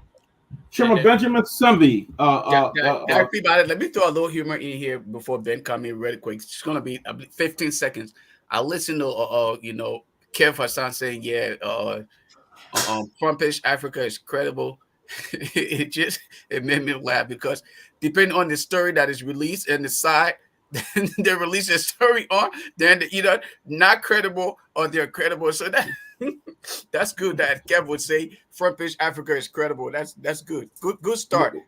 Most of the time when I turn to the news from Liberia and I don't read it. But the reason I say that, I know folks out there who do a lot of hard work. That I can tell you. The Front Page Africa do a lot of hard work, good work, and they do the due diligence there. Mm-hmm. It's not like some folks who they get on air and tell you that Lofa Jila's car he driving is stolen. That's not the kind of news we're talking about. But they do the due diligence, and it doesn't mean that if the story come up, we cannot critique the story. We cannot try to look into it and see one or two things. But they're reputable news print media, so I'll give it to them. Chairman Ben Sanvee, we are just touching on a whole range of things, but what's your take on that? Let's stay in this prison era small, because it seemed like a concern to me, especially when you have group of people, when you have hungry people. When hungry people become desperate, it becomes a problem, and it doesn't look too good for a prisoner to be in jail and don't have food to eat. What's your take on that?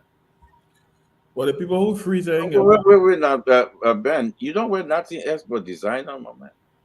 You don't get normal clothes. Oh, You get regular clothes, my man. You're not regular dude. Kev, let me tell you something. My man, they're asking my own. Kev, let me tell you something. I've been. Let me tell you something. You asked me, I mean, answer you. We were traveling, my man. When I saw Cheme Ben suitcase, the designer suitcase small. Kev, let me answer you. I've been enjoying life since I was a little boy. Contrary to what your Liberian people think. What then I did? I just started enjoying life. I've been enjoying life since I was a little boy. I know the fine things of life. I've traveled the world. I'm sorry, Ben. Thank you, Tomalin. I know the fine things of life. I've traveled the world. Contrary to what your people think, that maybe some of them who just see real life today, so they get excited when they see these things. These things are normal. But that's just what it is. I just feel you don't want brother. Today Friday, let's have a good time. Yeah, no, I just brought it up, so but listen, my brother, it's no big deal. But Peabody, to answer your question, good to see you. Sorry guys, I was running late. I just came from the mall. I had to go get some stuff for the children. The people who free didn't get food to eat. So what are we talking here? I'm just asking a question. The people who free, the people who commit no crime. They not love how you have you tell. I'm trying to let you know. because you die in the back there. But like I said, the people who free didn't get food to eat. They are talking about prisoner. But at least they can move around. Okay, well, my brother. I'm just saying. Listen, I'm not trying to make light out of a serious situation. I think, look, our priorities in our country is screwed up. You know, we're all over the place. That black country. We're all over the place, and I'm saying this because it's hard to advocate for prisoners' food when you got people going to bed hungry tonight who free. But I don't mean that the president is not supposed to eat now, right? It's just like the mindset that we have in our country, right, Tomalin and guys, that there are how many civil servants? 70,000 civil servants or so, right? A little bit over 70,000+ civil servants. But almost 80% of our national budget is spent on recurring expenditure and salaries for civil servants. What is the population of Liberia? 5-point-something million people. So because of 70,000 people have a chance to consume the entire national budget, while 4.5 or 5-point-something million people sit down and waiting for handout. Again, we need to set our priorities straight. So I'm sorry. Unfortunately, I feel for the prisoners, but I feel for man Yata sitting now in West Point who ain't got no food to eat today. You know, let's put, you know, we're a nation of contradictions. We're a nation of contradictions, and we need to start to have that conversation. You know, we need to start to have that conversation. I know this issue about the prisoners, you know, I see the headlines and so, but like I say, there are people today who are going to bed hungry, and they have not committed no crime. What about them? What about them? So I'm hoping and praying that the Unity Party-led government that has arrived and that's coming to rescue the country, that they will be able to set some priorities straight. You know, everything on Joe Biden here now, it coming fall down here, everything. Everything's gonna fall down here, whether he like it or not. I mean, we won't hear excuses. We support him, by the way, support his government. We want to make sure that his government succeed. I'm not one of those people who think that he should fail. I'm not that. I think Joe Biden should succeed because we don't have 6 years to waste. We don't have 6 years to waste. So his success is important for our country's success. I will chime in on, so that's my position on the feeding of the prisoner. When we find food for I'm sure they will find food for them, but I am more concerned about the people who outside who ain't get food to eat, who free and ain't commit no crime. On the issue of this court suit issue, you guys have been harassing the president-elect about the clothes he can wear. You've been harassing this man about his suits, being big, his trousers being big. Y'all been harassing this man. I will not stand for anybody who will question the president-elect getting tailor-fitted suits. I'm not going to do it. I'm sorry. I'm not going to do it. I'm clear about it. And let me say this. I thought it was frivolous and wrong when they did it to President Weah, talking about his shoes, talking about his sneakers. For God in heaven's sake, this is the president of the republic, man. Thank you. If I can afford a Louis Vuitton loafers, you telling me the president of Liberia cannot afford it?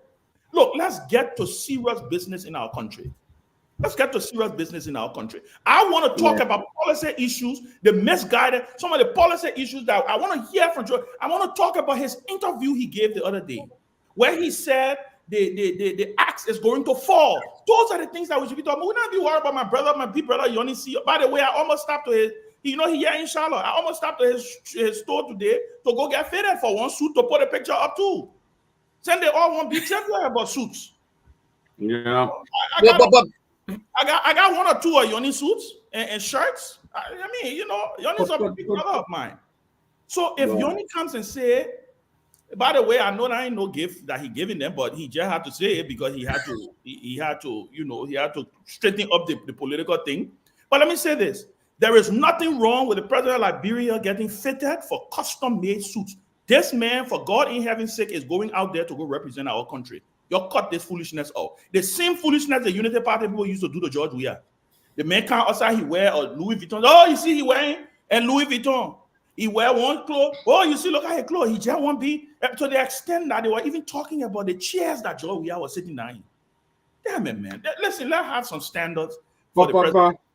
All right, Ben, let's get to the topic. But let me just just show, guys, we still need your support with the Cash App is there, HP Body $23 the Zelle is there, 302-740. Ask you to give 10, 20, 25, 50, 100, 200.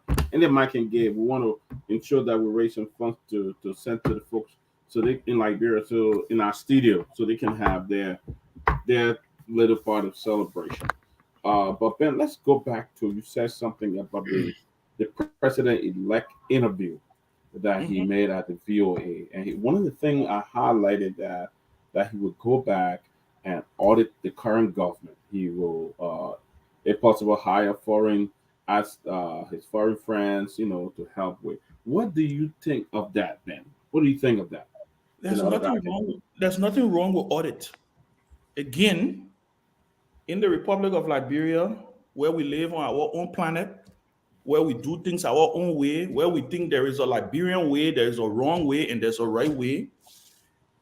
Liberia is the only country where when they say audit there, it means something wrong.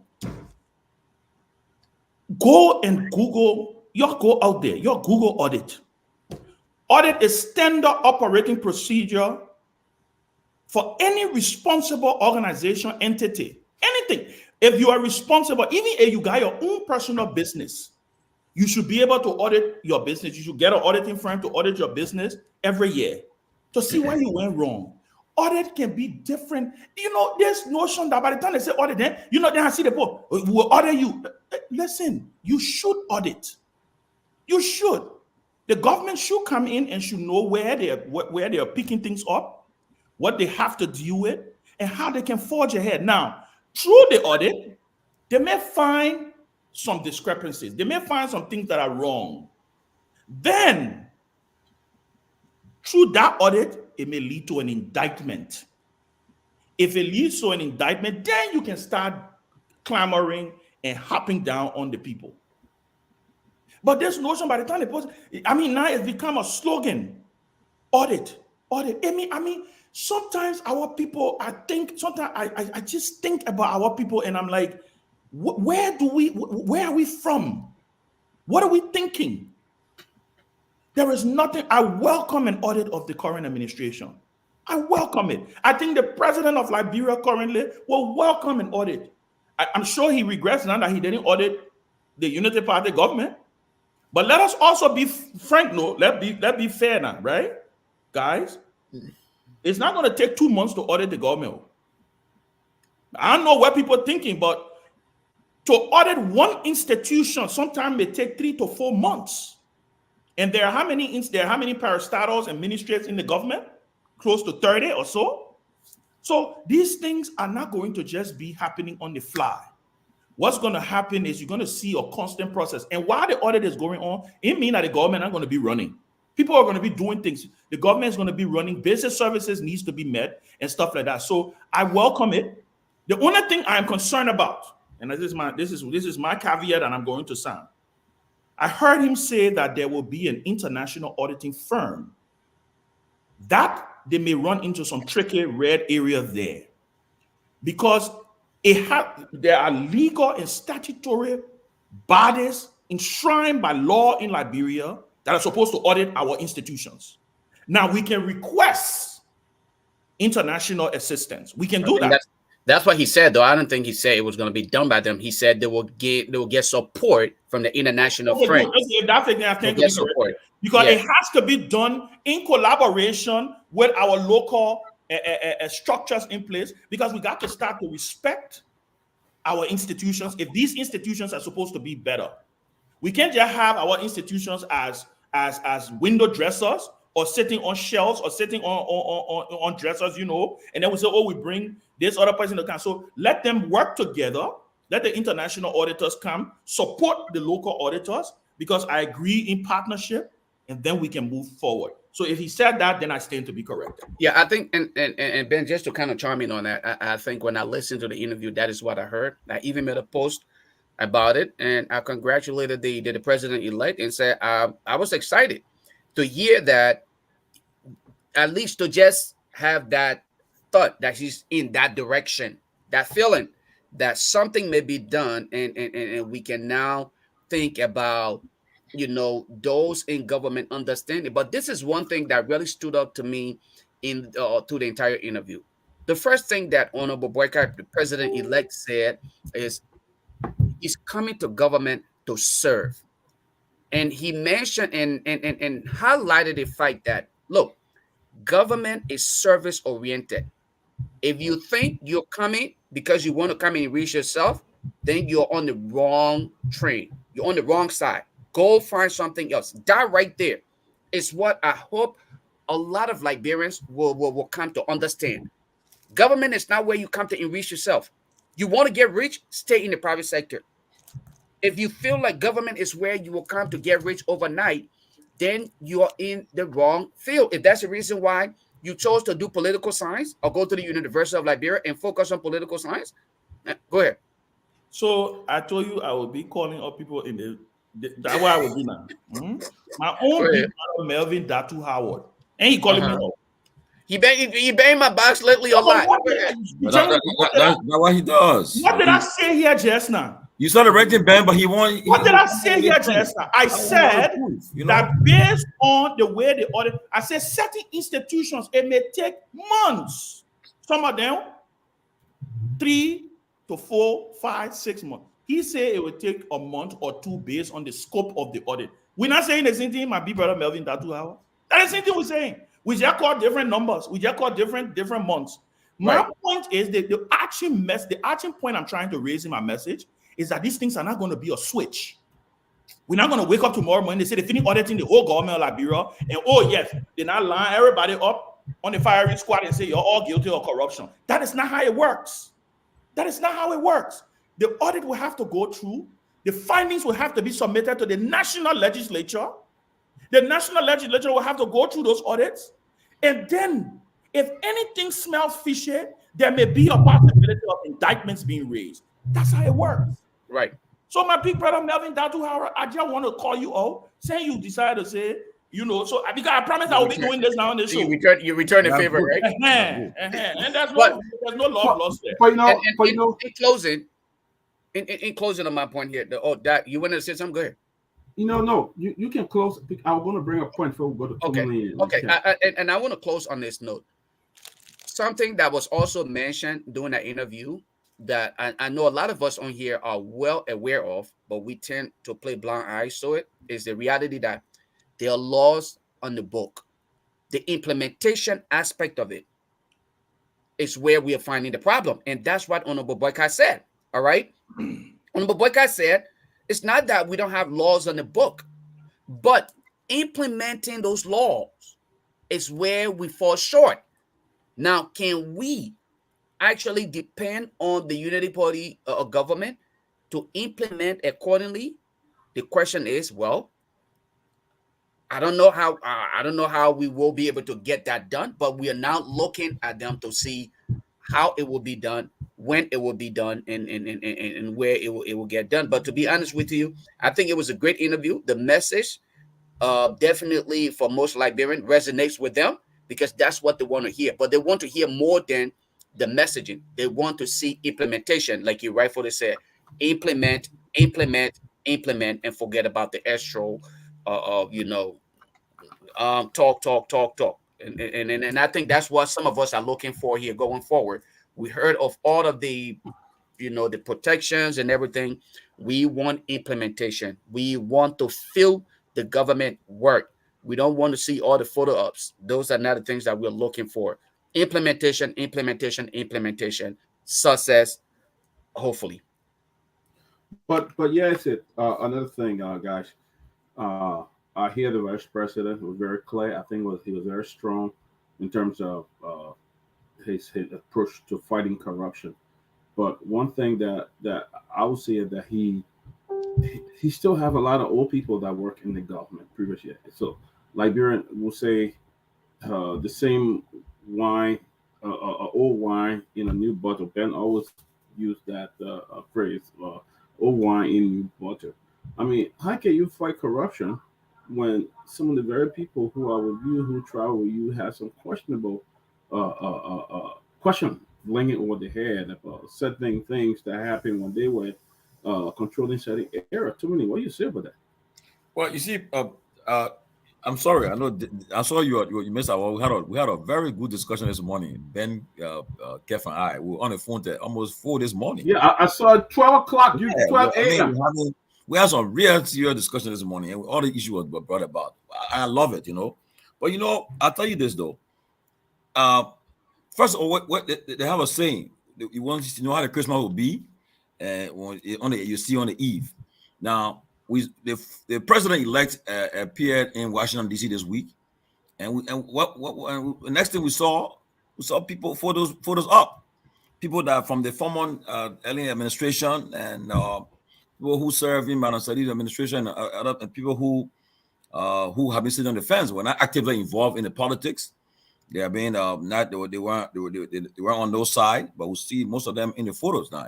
And tell you, most people want to go back home and want to go work and serve the country. But again, it depends on the Liberian Senate, because the Senate is responsible for confirming officials that the president nominates. The president nominates with the advice and consent of the Liberian Senate. Then they advise him, and with their consent, they confirm the person. So most of the people you see that are showing up now, hearing their names will be coming for confirmation or be nominated for position. We are on obligation on this platform to scrutinize them. And so I can tell you, the honeymoon will soon end, the marriage of convenience will soon end. And when that time comes, if Tomalin George is nominated for position and Tomalin got some issues of the past and everything, you guys will scrutinize me. They will talk about me. And the president-elect promised that he won a serious government. He won. He said where the axe will fall if you corrupt, where the axe fall, and he will go after you. So I want to see those that will be nominated and so forth, because if the minute you try to betray the public trust, Liberian people will jump on you. And lastly, when we talk about political capital having a mandate, that's where it comes from. If the country is divided, I repeat, so if you have a governing mandate, you don't have much room, much latitude for excuses, So the president, he gets inaugurated on January 22nd. He announced his cabinet, and it starts the ball starts to roll. Now, the Liberian people will say, well, we expect to see some results maybe in the first 100 days and so forth.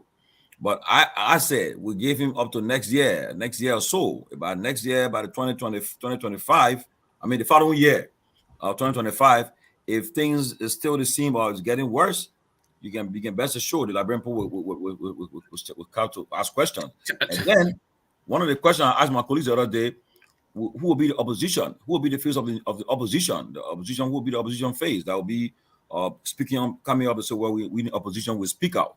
We're going to see all of that. And I can tell you, CDC, when they're in opposition, I've seen that they're the best in opposition. I can tell you for sure. And then for the fact they have tasted power for 6 years, and they're not even happy the way they're leaving power. So you know that they will be very, very alert to see what's happening. They're going to what happening in the new government and so forth. So President Boga, the Ben said, wishing the best, and I don't think there's any much room to fail. He got to do his best, put the best and brightest together, and so they can deliver for the Liberian people and rescue this country as they promised. But if the Liberian people cannot, the red price go up, the things start going up, gas price going up, and things start happening, I'm telling you, he has to be level. He come level with the people of Liberia. Tell them, say, look, this is where we are. But if the promises they made that people felt that Ellington, people were making $10,000, they made that same amount, then they will have a rude awakening. But Buddy, we are watching from the sidelines. But Tomalin, let me just chime this in real quick, right?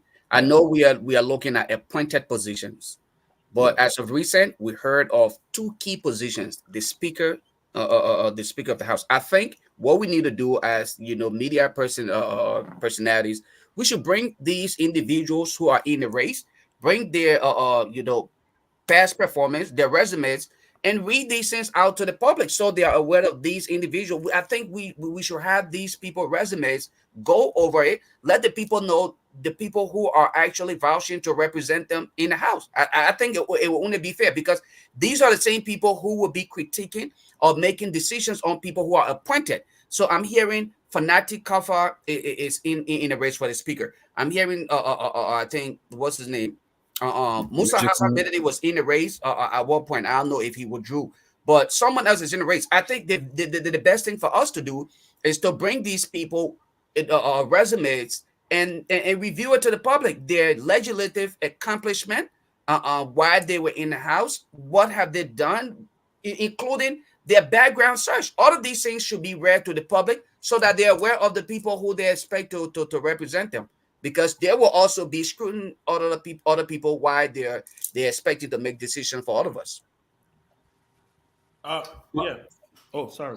Go ahead. Go ahead, Ben. Oh. And then, So if I agree with you. By the way, for the record, I think I got a chance to speak with Deputy Speaker Kofa. He has consented to come on the closing argument. Sometimes right before the elections, he said he would make himself available probably 1 or 2 weeks before the election. I think the election is January 15th. So yes, sometime between then, he will make himself available. We'll try to make some effort to reach out to Senator Lawrence. I know she's in the running for pro tem, and Senator Finlay, I've been told, is also in the running to be pro tem. And then I think Richard Cohn is also running for speaker. So those are the two. Musa has dropped out of the speaker race. He is now interested in becoming deputy speaker. So we will invite him also, because deputy speaker is also an important position. But I want to say something to you, Lofa.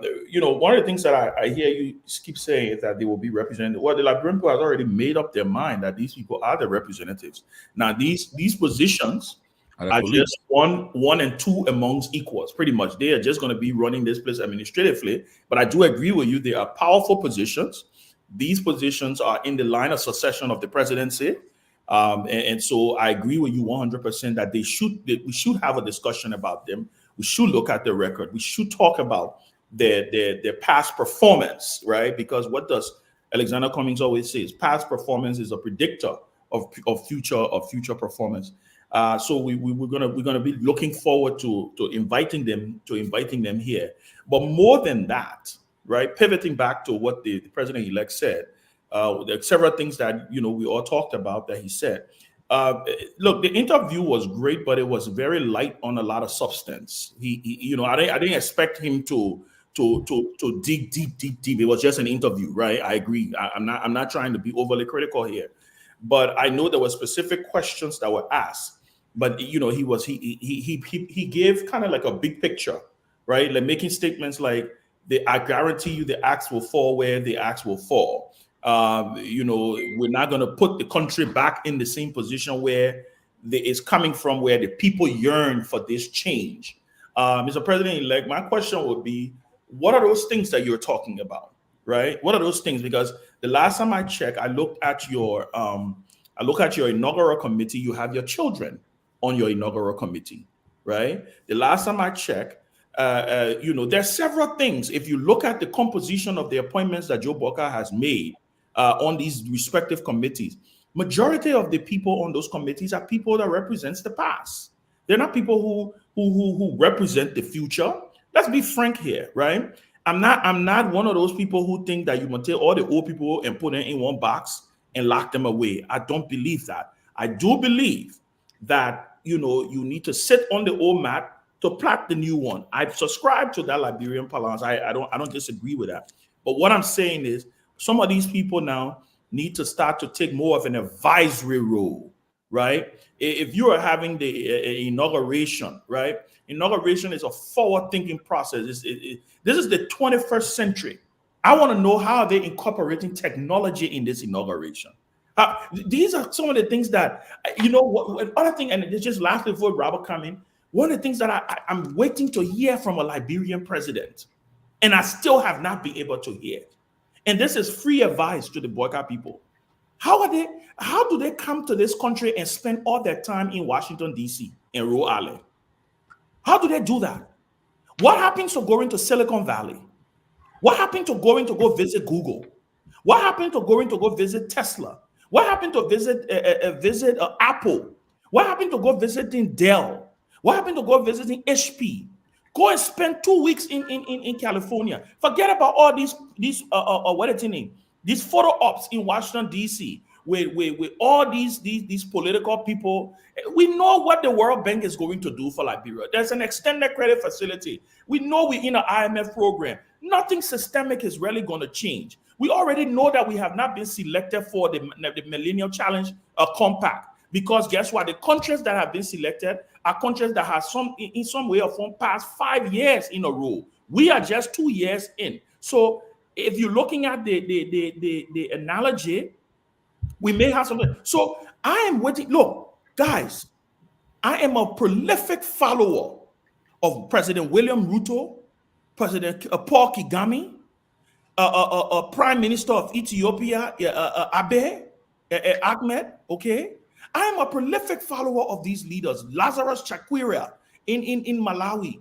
When these people come to America, except they're coming for the UN or some state visit, Paul Kagame comes to this country. Guess what? You have MBA Africa already in Rwanda. You have Rwanda just inaugurated a factory to manufacture vaccines on the continent of Africa. I want to see a Liberian president think outside of the box. That's what I want to see.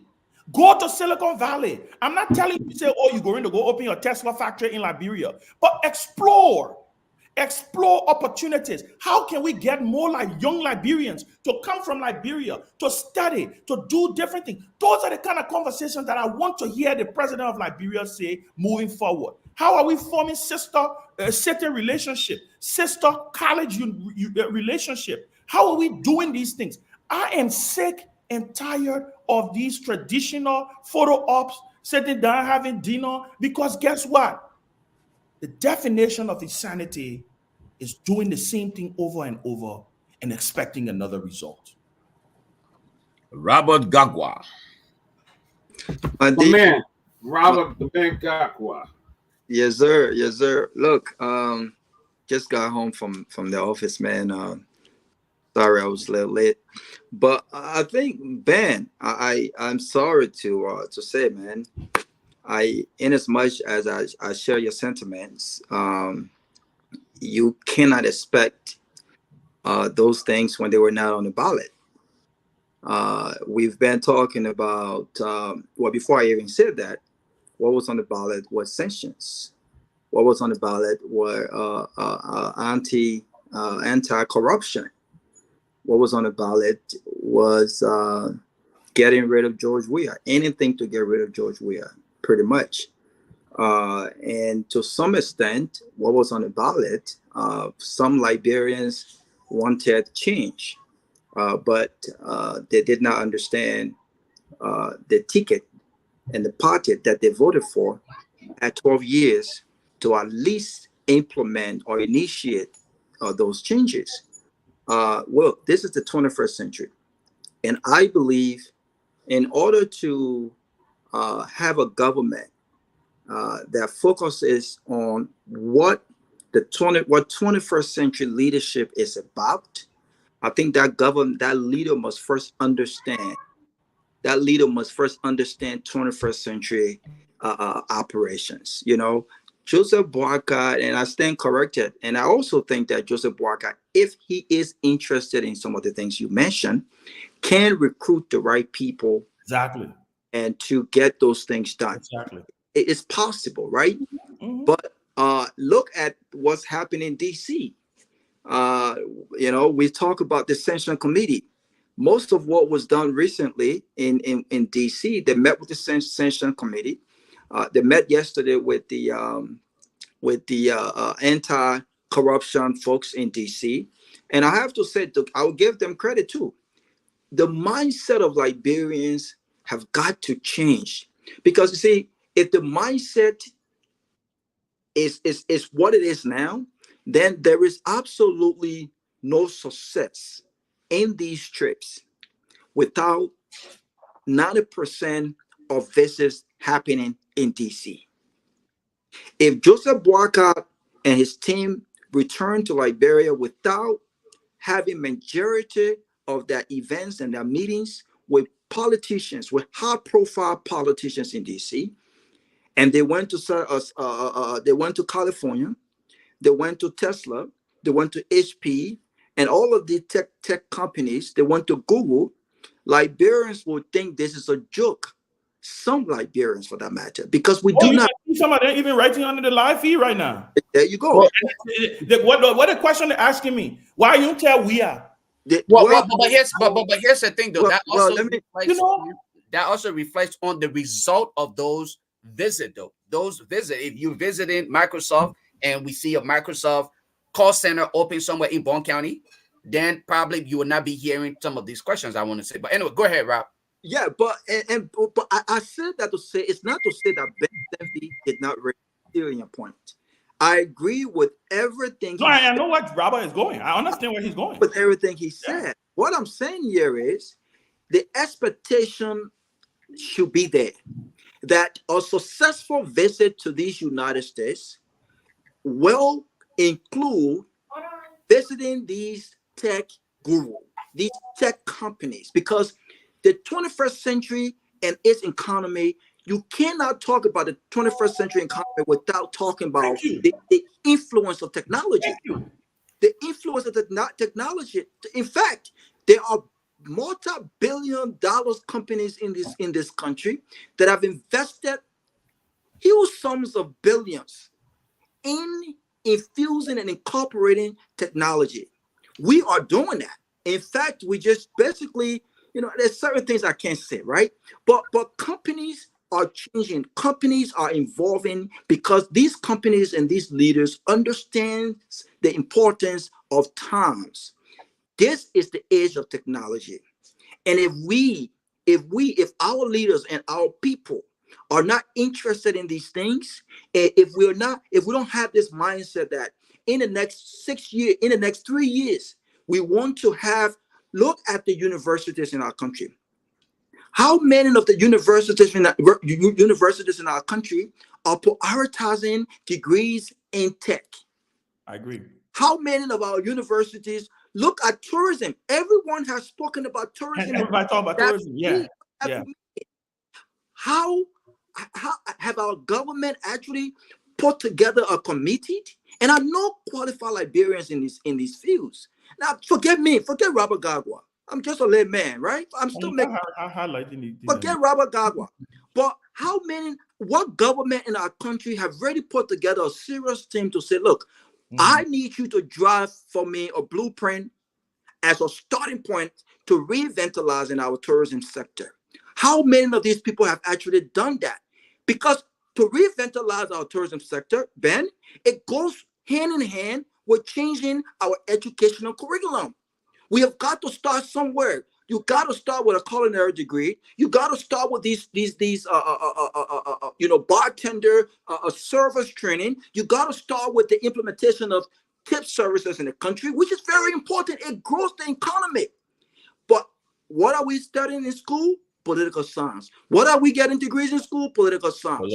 Are we vocabularies? Munya. People think they are intelligent when they speak big vocabularies, even if the subject and verb does not agree or align. And so it's about the mindset.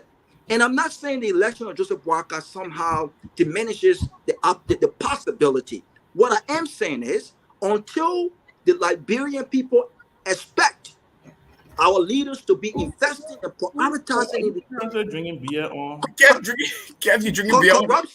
Corruption is good, Ben. Corruption is good. Don't get me wrong. But we also need a platform where we are also prioritizing tech. We are prioritizing tourism, and I'm hoping that when this government is elected into office, I'm hoping these trips will reflect on what I saw the president of Ghana doing a recent trip to the UN. Every single person that accompanied him on the trip, Every single person, from education to global warming, every single person had a meeting arranged in DC, and they were there for a reason. So I'm hoping that we have a committee. I'm hoping this government is very strategic. We have the qualification. You cannot tell me that we short quality. You cannot tell me that we short people who are intelligent, people who look, there are people who are in specific field. If you put me right now, you say, Robert, go to Ministry of Finance. I don't want it. If you say, Robert, go to Ministry of Youth and Sport, I don't want it. If you say, Robert, I want you to come here and I want you to help us revamp our tourism sector, I'm on it, because I know one thing. I will tell you that I can produce in 2 years, and you will see that I will produce in 2 years, because I have a blueprint for that. So we have people in specific field that are experts in that area. We need to recruit those people, and we need to have a plan together. So I'm hoping the government listens to you, Ben, and I'm hoping the government will prioritize all of these things. The people, the government support and say we should at all we are.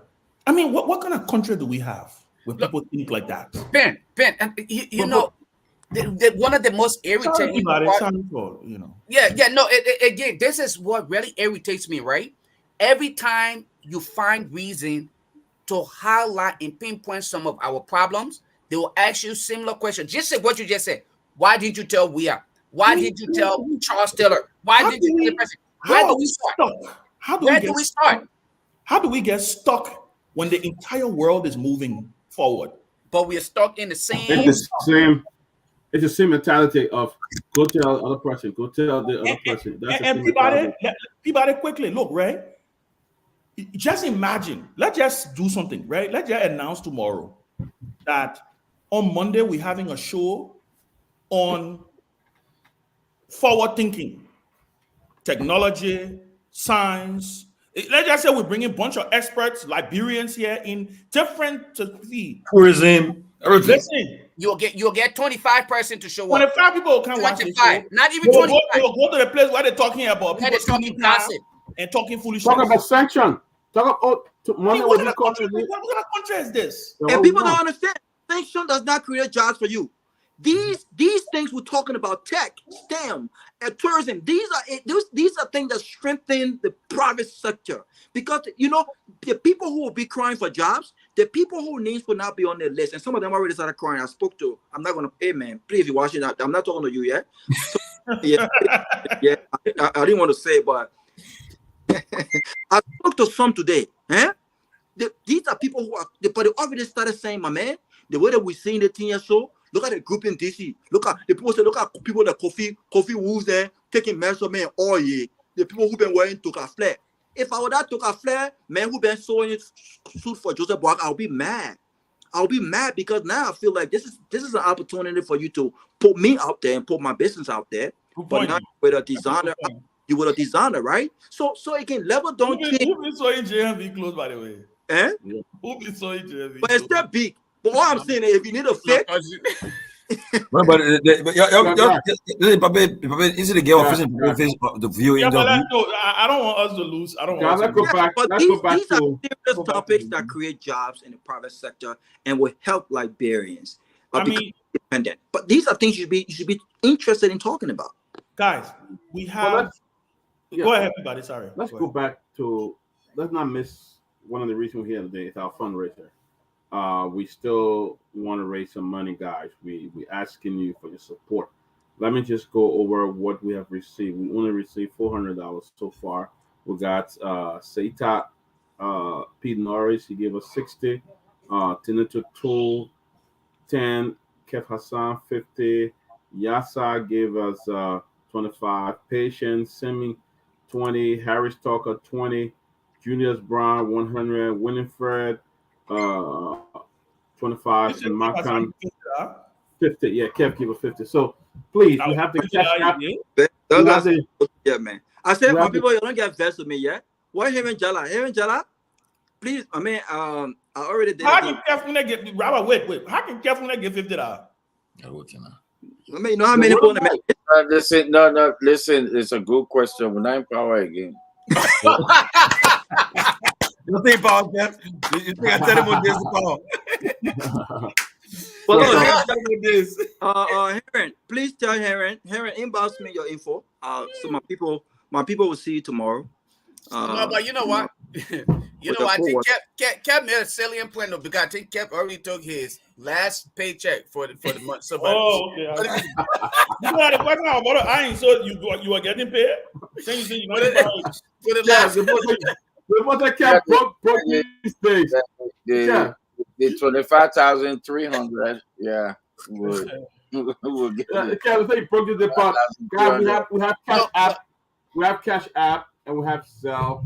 I mean, anything you can give. So no, but you know, let me add my voice to that though. The fact that these young men, and I don't know whether we have any women among them, but the fact that they will sacrifice their time and to be here with us in the studio, especially in Liberia, where and I know a lot of them don't own their own vehicles to drive from one place to another. And like you said the other day, I didn't know that Henry.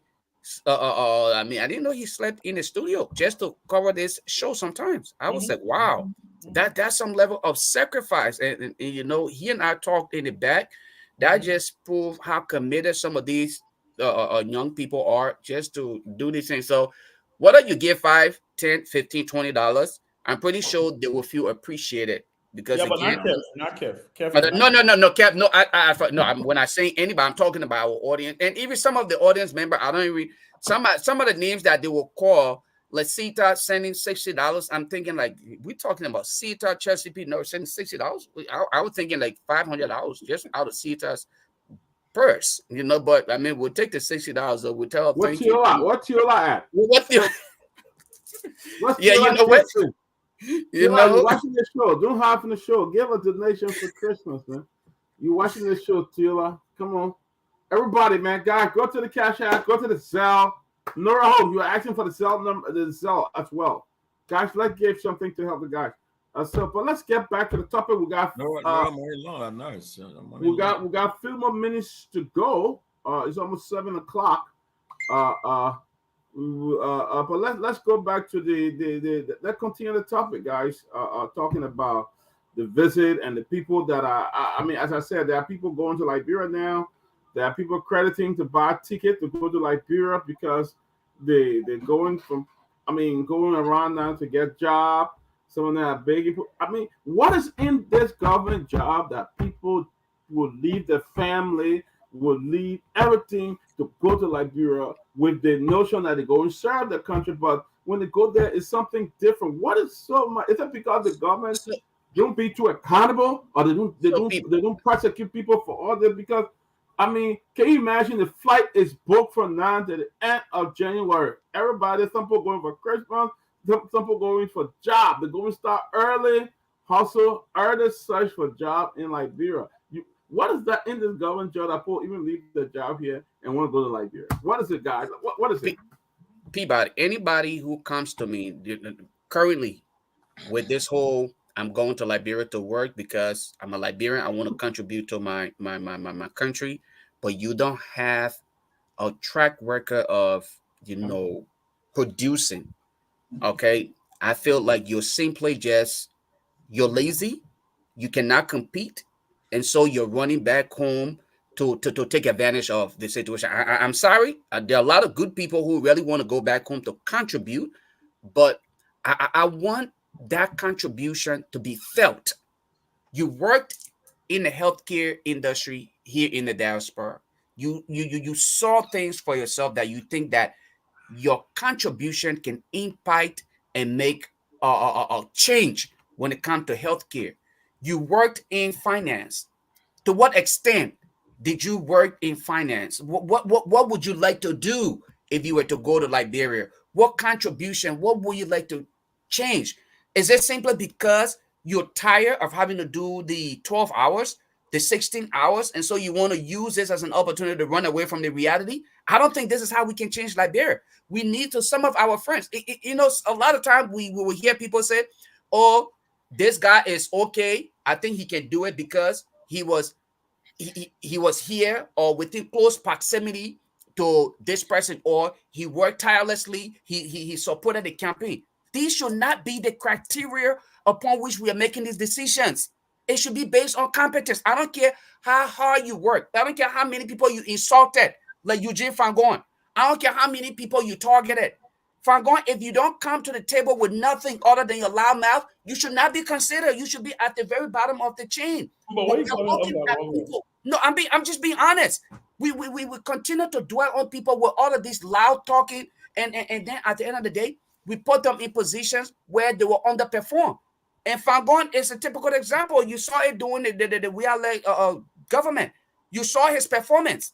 So why should we continue to enable these kind of behaviors? I think it's not fair to the people back home and ourselves here who want to see a transform and a more innovative society. We should not continue to give these guys wrong. No, I don't care how much you say you are doing it for the sake of Liberia. You are campaigning for Liberia to change. Okay, now that you're done, go back to work. At least you got a job here. The folks back home don't have a job. Yes, it is. Look, I will dispute what you're saying. Listen, guys. Listen. Well, hold on one second. Let me land, Kev. Let me land on this note.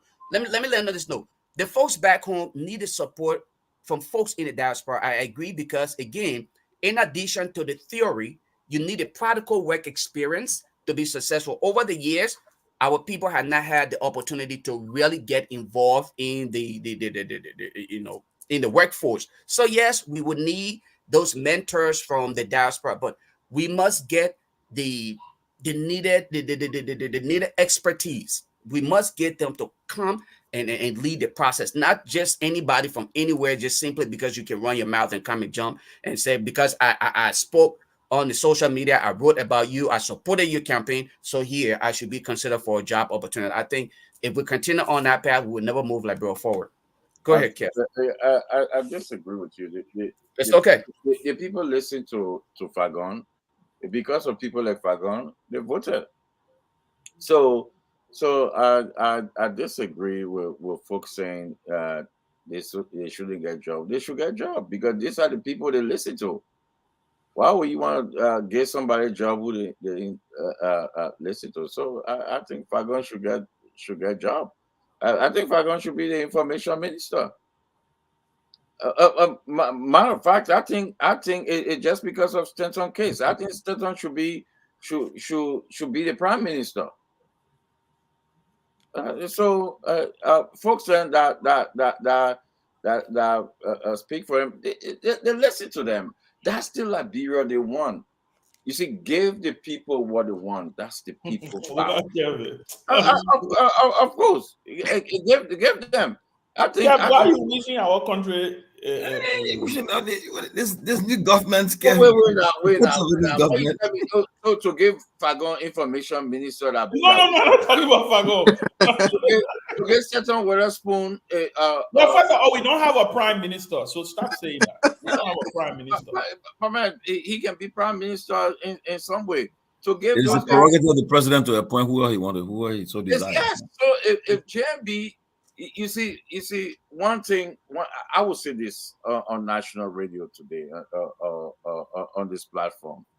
One thing I see JMB doing, he telling the Liberian people, I don't care what you think. Stanton Witherspoon talk for me. I don't care his situation. I will be with him. I will stay with him. If he's available, I will give him job. He will be running the show. That's what he doing. I don't care what the U.S. talk about Prince Johnson. Prince Johnson is my guy. Matter of fact, he's saying to y'all, you see me in D.C. The American people don't give a damn about what you think. That's the message JMB sending. You other people talking, what JMB saying, I'm in D.C. I'm passing around DC. I'm meeting folks. The Americans don't give a damn what you feel. Prince Johnson is my guy. Matter of fact, if you talk, we'll close you down because Prince Johnson is my guy. That's the Liberia they voted for. So why are people, making all this noise? That's the Liberia you guys will see, and that's the Liberia we will get. If you I'm not going there, Robert, but you say I will go there. The last time you say I will go there, I will talk that my country, my brother. I'm not going there because the way I talk, they will lock me up. That free. And you go there, you don't say party, You go there, you talk plenty to like you, my brother. But free. Because they're not having they don't care about freedom of speech. They don't. So you call yourself man under Unity Party, you going like bro, you talk, you gone. Well, I'm not going there. Well, I'm Kev, not going there. Kev, All right, guys. Let's continue going. Robert, come in. Let me just announce we got $25 from Miss Wanty and Clock. Thank you, Miss Clock, and also I think there was a Zelle donation from Mr. Kringa. I think Kringa. Let me make sure I got the right name. But the thing is like Sheila say her money. We got $50. We got $10 from Yom Turul M Kringa, and we got another $50 from. Is that Tomalin? You send that? No, that Miriam, right? Nora. From Nora. Nora. Nora, thank you, Nora. Oh, Thank you, Nora. Don't talk too much, play. well, I was looking at it. Yeah, man. Where's your Mary? Don't Jordan, he said Ben talking plenty. Sorry.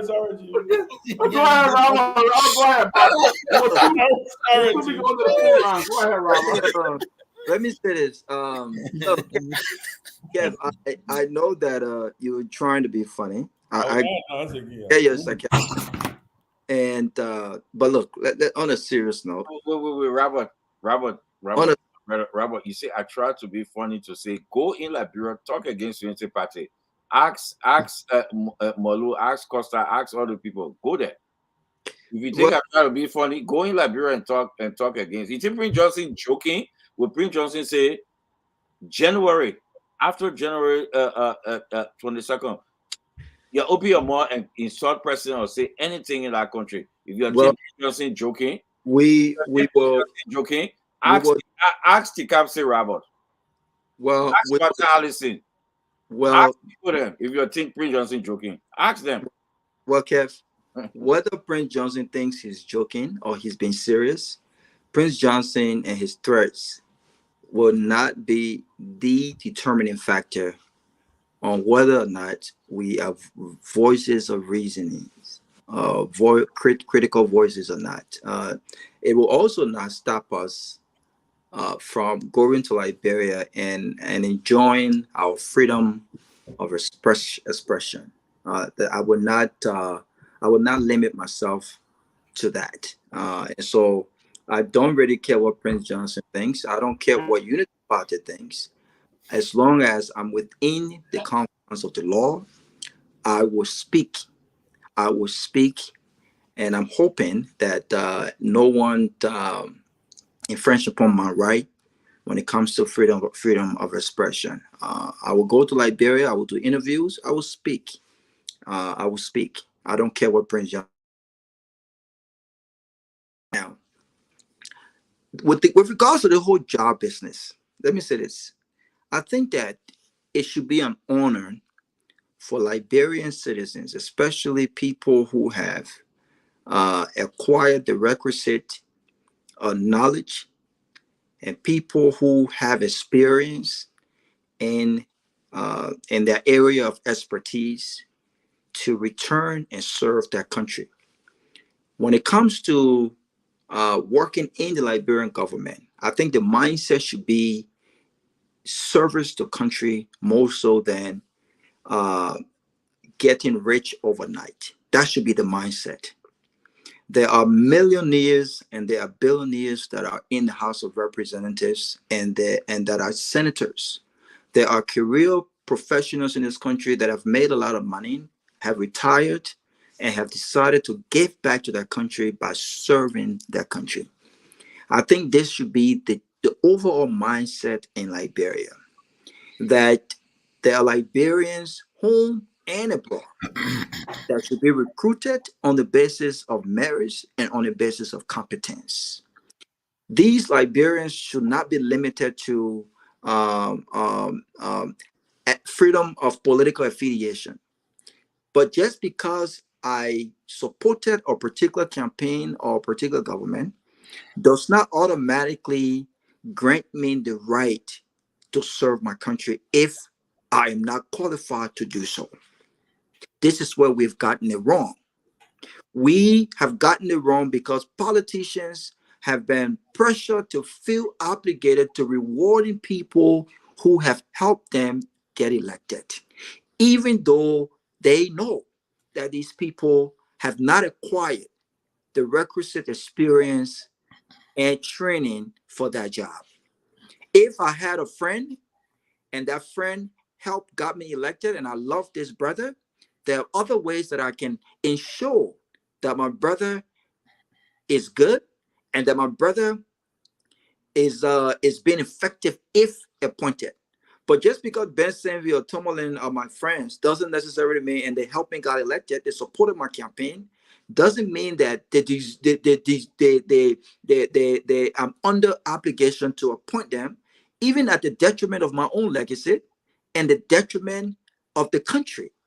This is where we've gotten it wrong. We have not appointed people based on merits.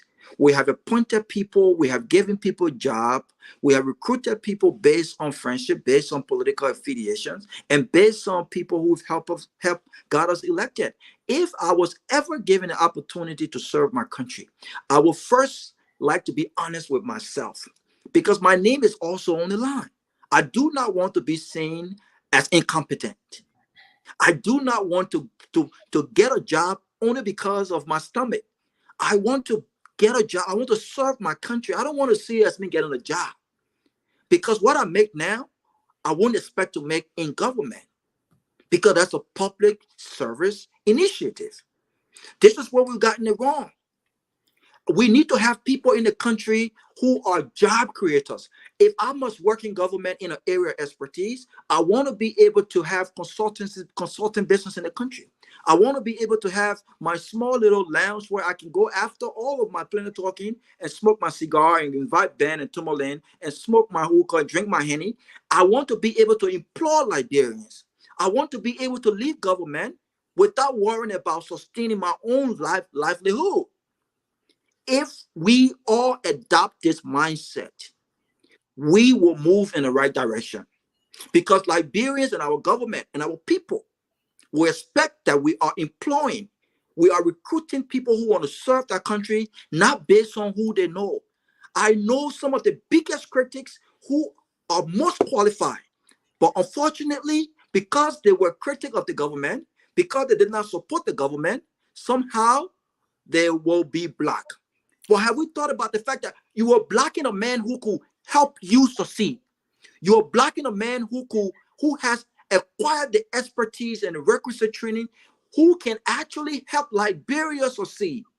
If we start to think with the bigger picture in mind, and not ourselves and our own politics and all of this nonsense, we will start recruiting Liberians who have the track record, who have proved to be successful in previous roles. And we know we are not buying pick in the bag, and we know that they will be successful when given the opportunity to serve. This should be the mindset. So it's not a bad thing to serve your country. It's not a bad thing. It becomes a bad thing when people are recruited not on the right basis and not within the right criteria.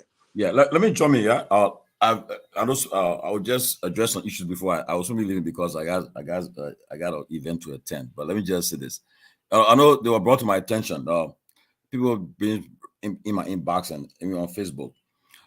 First of all, when we speak here, guys, ladies and gentlemen, we're not speaking because we want jobs or we taking sides. No, I mean people know that it's clear that in the runoff, we supported, we voted for President Weah, and we didn't win. We came right there, President like Boakai, and we said we move on.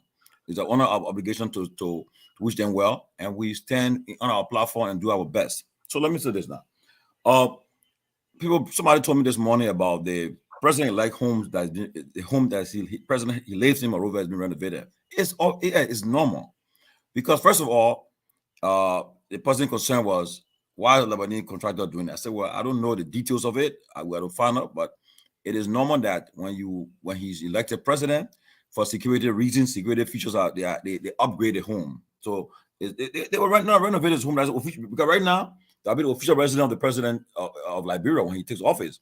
Because I'm also informed that there's the president-elect. I'm hearing that he plans to move to the executive mansion, which is good. What happened to the mansion? Right. It's good for the country, because we know President Torber, President Doe all live in the mansion. The 6th floor is the Ben. You moving to the mansion? I heard that they plan to move to the mansion. That we're hearing. It will be good for the country, Ben, so that that's the official house of the presidency of our country. Oh, Tomalin, what happened to the renovation during the 6th floor is where the 6th floor is where the official resident of the presidency. That was good. Why didn't fix it? Okay, Kev, don't do. I'm finished talking now, please. So now, if that is good, but even when the outgoing president, we are elected, people are criticizing why they fixing. No, they were right to fix president. We are house, because you got to upgrade the house, put some security feature there, and everything. By the end of the day, we pray and hope that the executive mansion will be used for internal purpose. We pray that they will move to the executive mansion, where is the official resident of the presidency.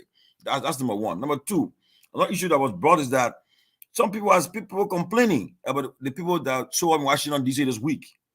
Yeah, look, that Robert just said, not everybody who support a process will be at the finish line. No. So there are people who we see, some people complain that, when we started the rescue mission, where were the people? We were taking all the beating. Where were they? Now, after everything now, they show up in Washington, D.C., they're all there taking a picture and so forth. But again, as I said, it's up to the president-elect. He will be the one who will make a decision. But I can tell you, from all indication, we continue to say wish them well, because coming down after January 22nd, we start a year, the reality will start. Who will be in the cabinet? Who will be in the cabinet? Who will be the, as I said again, I'm watching to see who will be the foreign minister, the finance minister, the information minister, the presidential affairs minister, and so forth. We want to see these things. We'll see it. So at the end of the day, let us continue to be critical voices. People should not, when you become when you're playing showing objectivity, don't mean the person taking sides. No, honestly, we'll be critical. Honest, because the promises that have been made, people said that we're doing early time. Don't forget now, people are making $10,000 a month. Some people are making $15,000 a month. Some people believe that during the campaign they said, they will still get the same money. We want to see it happen, because if it happens, then people will start making noise. So we are here to be objective and be consistent. So please, when we're expressing our objectivity, don't take that. We're not taking sides, though. We just want to be real. Tomalin. Yeah, go ahead, Chairman. Thank you. Easy. I'm gonna take leave on yourself. No, stay. We'll go stay. I want you to hear it. I don't. Again. Let me say this.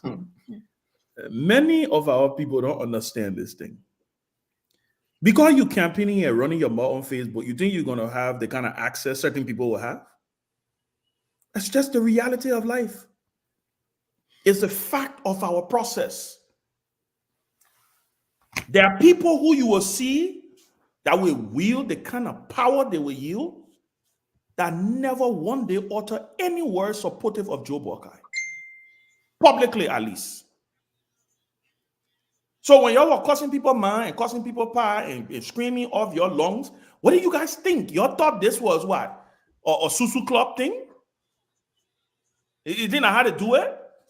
The person who cussed the more gets the biggest job? That's not how to do it.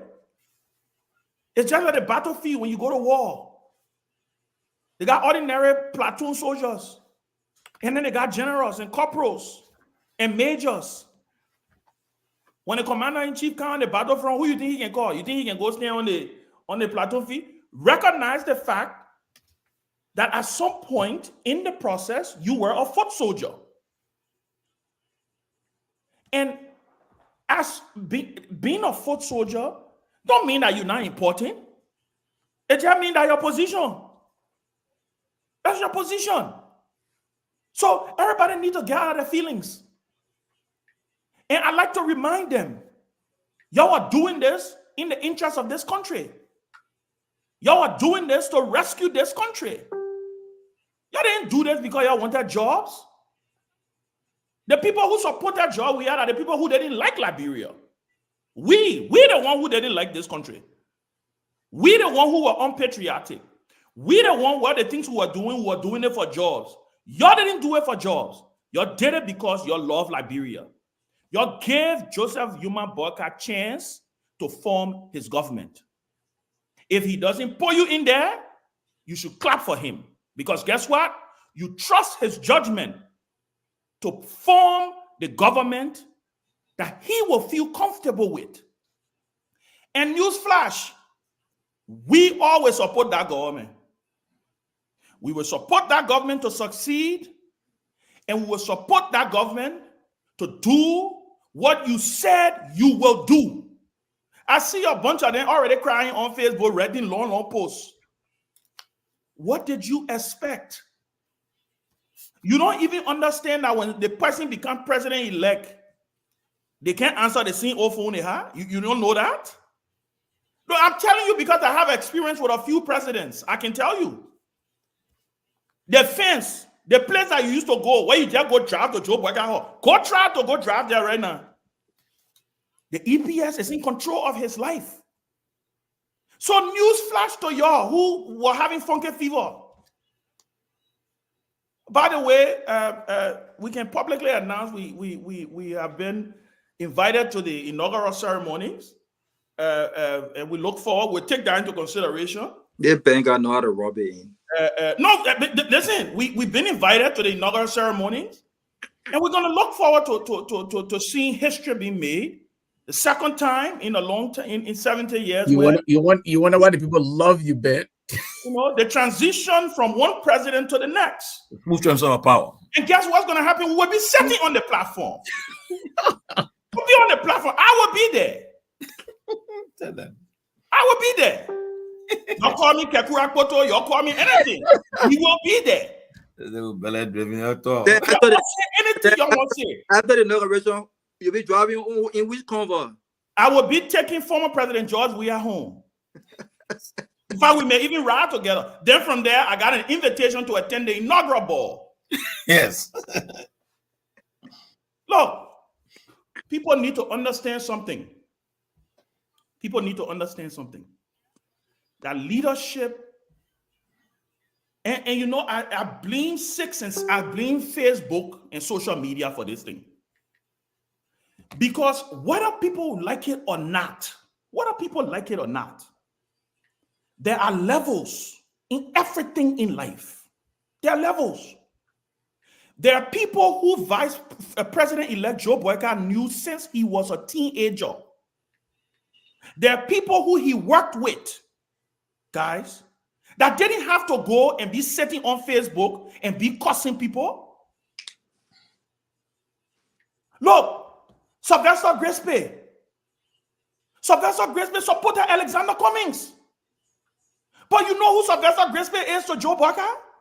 He was the man who headed Joe Boyka Foundation. He's the former Minister of State for Ellen Johnson Sirleaf. After Joe Boyka won the presidency, one of the few first people he reached out to was Sylvester Grispe. You will call Sylvester Grispe and say because he supported Cummings? News flash, people, there are levels in this thing. When you get to that level, then you can rub your shoulders and you can talk the thing you want to. But I am only appealing to you, and I'm not going to tell you to manage your expectations. What I'm going to say to you is, let the president-elect breathe. Let him breathe. Let him form his government. Let him name his cabinet. If he wants to put 10 opposition in his cabinet, you voted for him. You trusted his wisdom. You trust his judgment. That is what we should be doing. A few of y'all will get led director and assistant minister job. They will give it to y'all. Because that's what it's about. It was about coming and being called honorable. And your parent, Maria, you ain't got nothing to do. You're just passing around. Oh, honorable this, honorable that. That's what it was about. And y'all passing around and making it look like about country. I say this and I will end on this note because I know Henry got to go. Okay? In the runoff election, the Liberian people were not presented with any perfect choice. No one was perfect in these elections. Every side had their difficulties and their buts. To a certain extent, everybody picked their poison.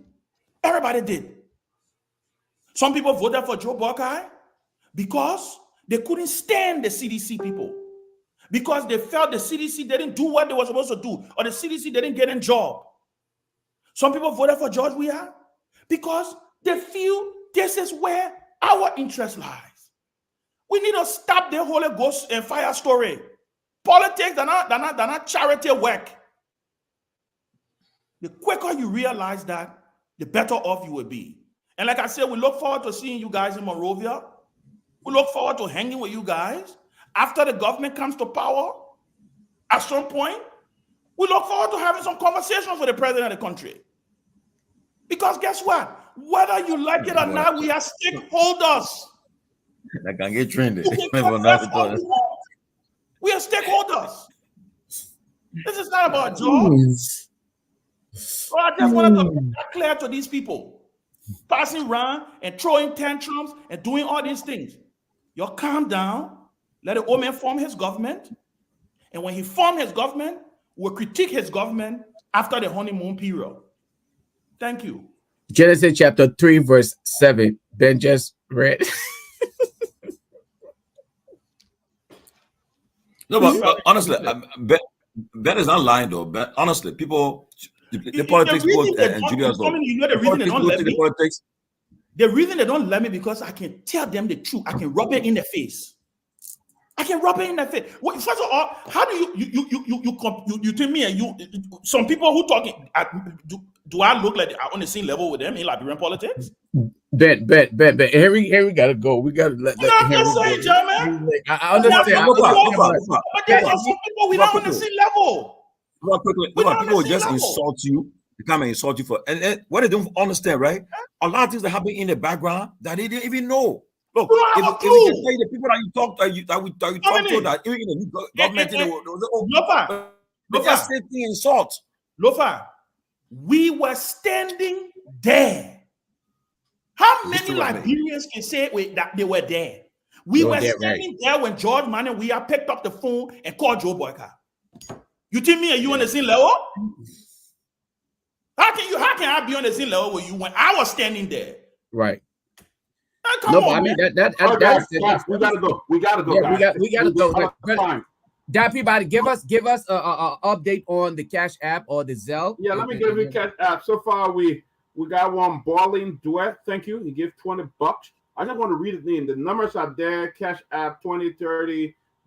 The Cash App is there. The Zelle is there. But let me just read this. Balling Duet 20, 1T Clock 25, Sita P Norris 60, Tanto 2 10, Keff Hassan 50, Yassa 25, Patient 20, Harris 20, Julius 100, Winifred 25, Makan 50, and also we have Noah Hook who gave 50, and also Kumatru Kenga gave 10. Thank you for your contribution. The number is there. We hope you contribute before we leave here. But if not, when we come back to you next week, we'll continue this. We want to give you guys some. When we ending the drive. Yeah, because you have to send that money tomorrow morning. Because tomorrow. Monday is Christmas. Yeah, we want to send it tomorrow. So, guys, you can donate all tonight. I mean tonight. All tonight. The Cash App is there. You can just donate tonight. You gotta we announce a new on Monday. You gotta send it as early as 1-2 a.m. this morning our time because the bank will be extremely packed tomorrow. Yeah, okay. Some people may not receive that money. So what we'll do? Yeah. We announce it on Monday. Your name still. Once you send it to the next 2 days, we announce it on Monday. Everything. I will send money to Liberia. Okay. Guys, can I quickly take one quick call real quick? This person call from Liberia. That'll be my closing. All right, go ahead. Sure. Go ahead, Siddiqui Kurman, go ahead. Siddiqui, we can't hear you. Go ahead. Hold on 1 second, guys. Let me put him up here. Siddiqui, are you there? Yeah. All right, go ahead. Yeah, good morning from my end, and good evening to all of you there. This is Siddiqui Kurman, and I join you from Liberia, district number 2. I just want to back up what Chairman Ben was saying and Brother Luke concerning putting a certain political party and then expecting job in return. Let me say this: it's not going to be any different in this unity party government that is being elected in the last election. There's no difference because some of the names we're hearing, for job position, it just shows that they're even going to be worse than President we are the CDC. If you can get very perfect key, he recommending himself to be a cultural ambassador. It speaks a lot. And then you have Fagon. The same Fagon that was working in George Weah government, and then every one of us was criticizing that he was not fit to be a deputy minister.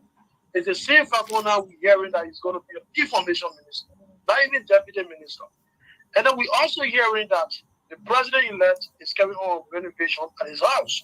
Even though I had my dear people at Tomalin talking about security reasons, but it is the same, Unity Party and other people that criticize George Weah for doing that when George Weah was inaugurated as president. When George Weah renovated his Weah resident, all of us criticize George Weah, and they're doing the same thing now. So what is changing? What? The Liberian people made a mistake. Even elect Joseph Boakai as president is a big question mark. But it is where it is. They have decided, and let's see what they're going to do. For some of us, we're waiting to see the inauguration take place comes January 22nd to see what they're going to do. But I know they're not going to do anything because Joseph Boakai, I've served in government, his past performances is very poor. He cannot be a better, make a better president. But let's give him the benefit of the doubt. But to be frank with you, it is all about job. Support people and come, and be a whatever about job. I have a video right now in my possession, which I can share with you later on. That Prophet Key is threatening if that they don't give me that position, it's going to be on Facebook insulting. Can you imagine what even gave that guy the desire to even think about that? But Thank you. What it is. So thank you for the show. Good night. Thank you. Well, let me do my closing, man. I will wait for the list that will have Farcon's name as information minister. I will wait for that list.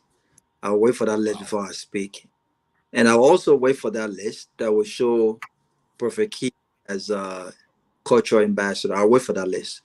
I won't speak until I see that, because the list I'm seeing, I'm seeing the total opposite. But I'll wait for that list to come, and then we'll speak on it, because anything can happen from now until January 22nd and subsequently. But happy holidays to everyone. They have suspended Christmas in Bethlehem, and so I'm thinking about suspending my own Christmas too, effectively after I get off this call. So all Christmas transactions that have been carried on is done after I get off this call tonight. Reborn child Jesus Christ. Yeah, can you imagine if they can suspend Christmas? Suspend Christmas in Liberia. Yeah. But happy Merry Christmas to everyone. My friend Merry Henry Christmas, Jala, everybody, man. Merry Christmas. I gotta go. people will Christmas, be in touch with you tomorrow. I got your information. God bless everyone, man. Merry Christmas, Merry Christmas, Merry Christmas. Henry, before you leave quickly, let's just recognize a couple birthdays. We got some of our advisors who birthday. Emmanuel Zaza birthday was today. Happy birthday to you, Emmanuel Zaza. He's part of our advisory team. Helena Ishtrack Tapardell. Helena is out of the Philadelphia area. Today, her birthday as well. So happy birthday to you guys, and thanks for being a part of the show. It was a great one. Thank you, guys. Merry Christmas. All right, guys. Tonight, let me do my closing quick, Dr. Peabody. Merry Christmas, man. Robert, you the man, bro. Yeah. Young man gotta go. Go ahead, quickly. Quickly. Tomorrow. Oh, when I be around when I have a sleep, it's already 12 o'clock. Yeah, let me do this quick. Tomorrow, all our welcome at the PHP is going to be open tomorrow. The person going to be there. Liberian people going to see. Liberian people going to see what's happening tomorrow. Some of the development. Oh yeah, that PHP part is very nice. I went there. Robert. Nice Tomorrow. So I hope you go there. See development in your country. It's a beautiful place, though. A beautiful place, though. Very beautiful. I hope you go there. Merry Christmas, guys. God bless you. I'll be there too, Henry. I'll be there to you. So closing argument will be at Guys, the we'll be back on. tonight, okay? We'll be back on Tuesday. So we're not coming on Monday. We'll be back on. Are they playing going tonight? Yeah, we're representing the closing argument, man. Look I at will be there at the teapot party tonight. The team, man. I will be there. Are you gonna be back going? Yeah, I will be there. Yeah, I'm going to put on my costume right now. I want to get ready with my costume and go to Yeah. Nobody All right, guys. Helena, enjoy your birthday celebration, Mama. Inbox me here.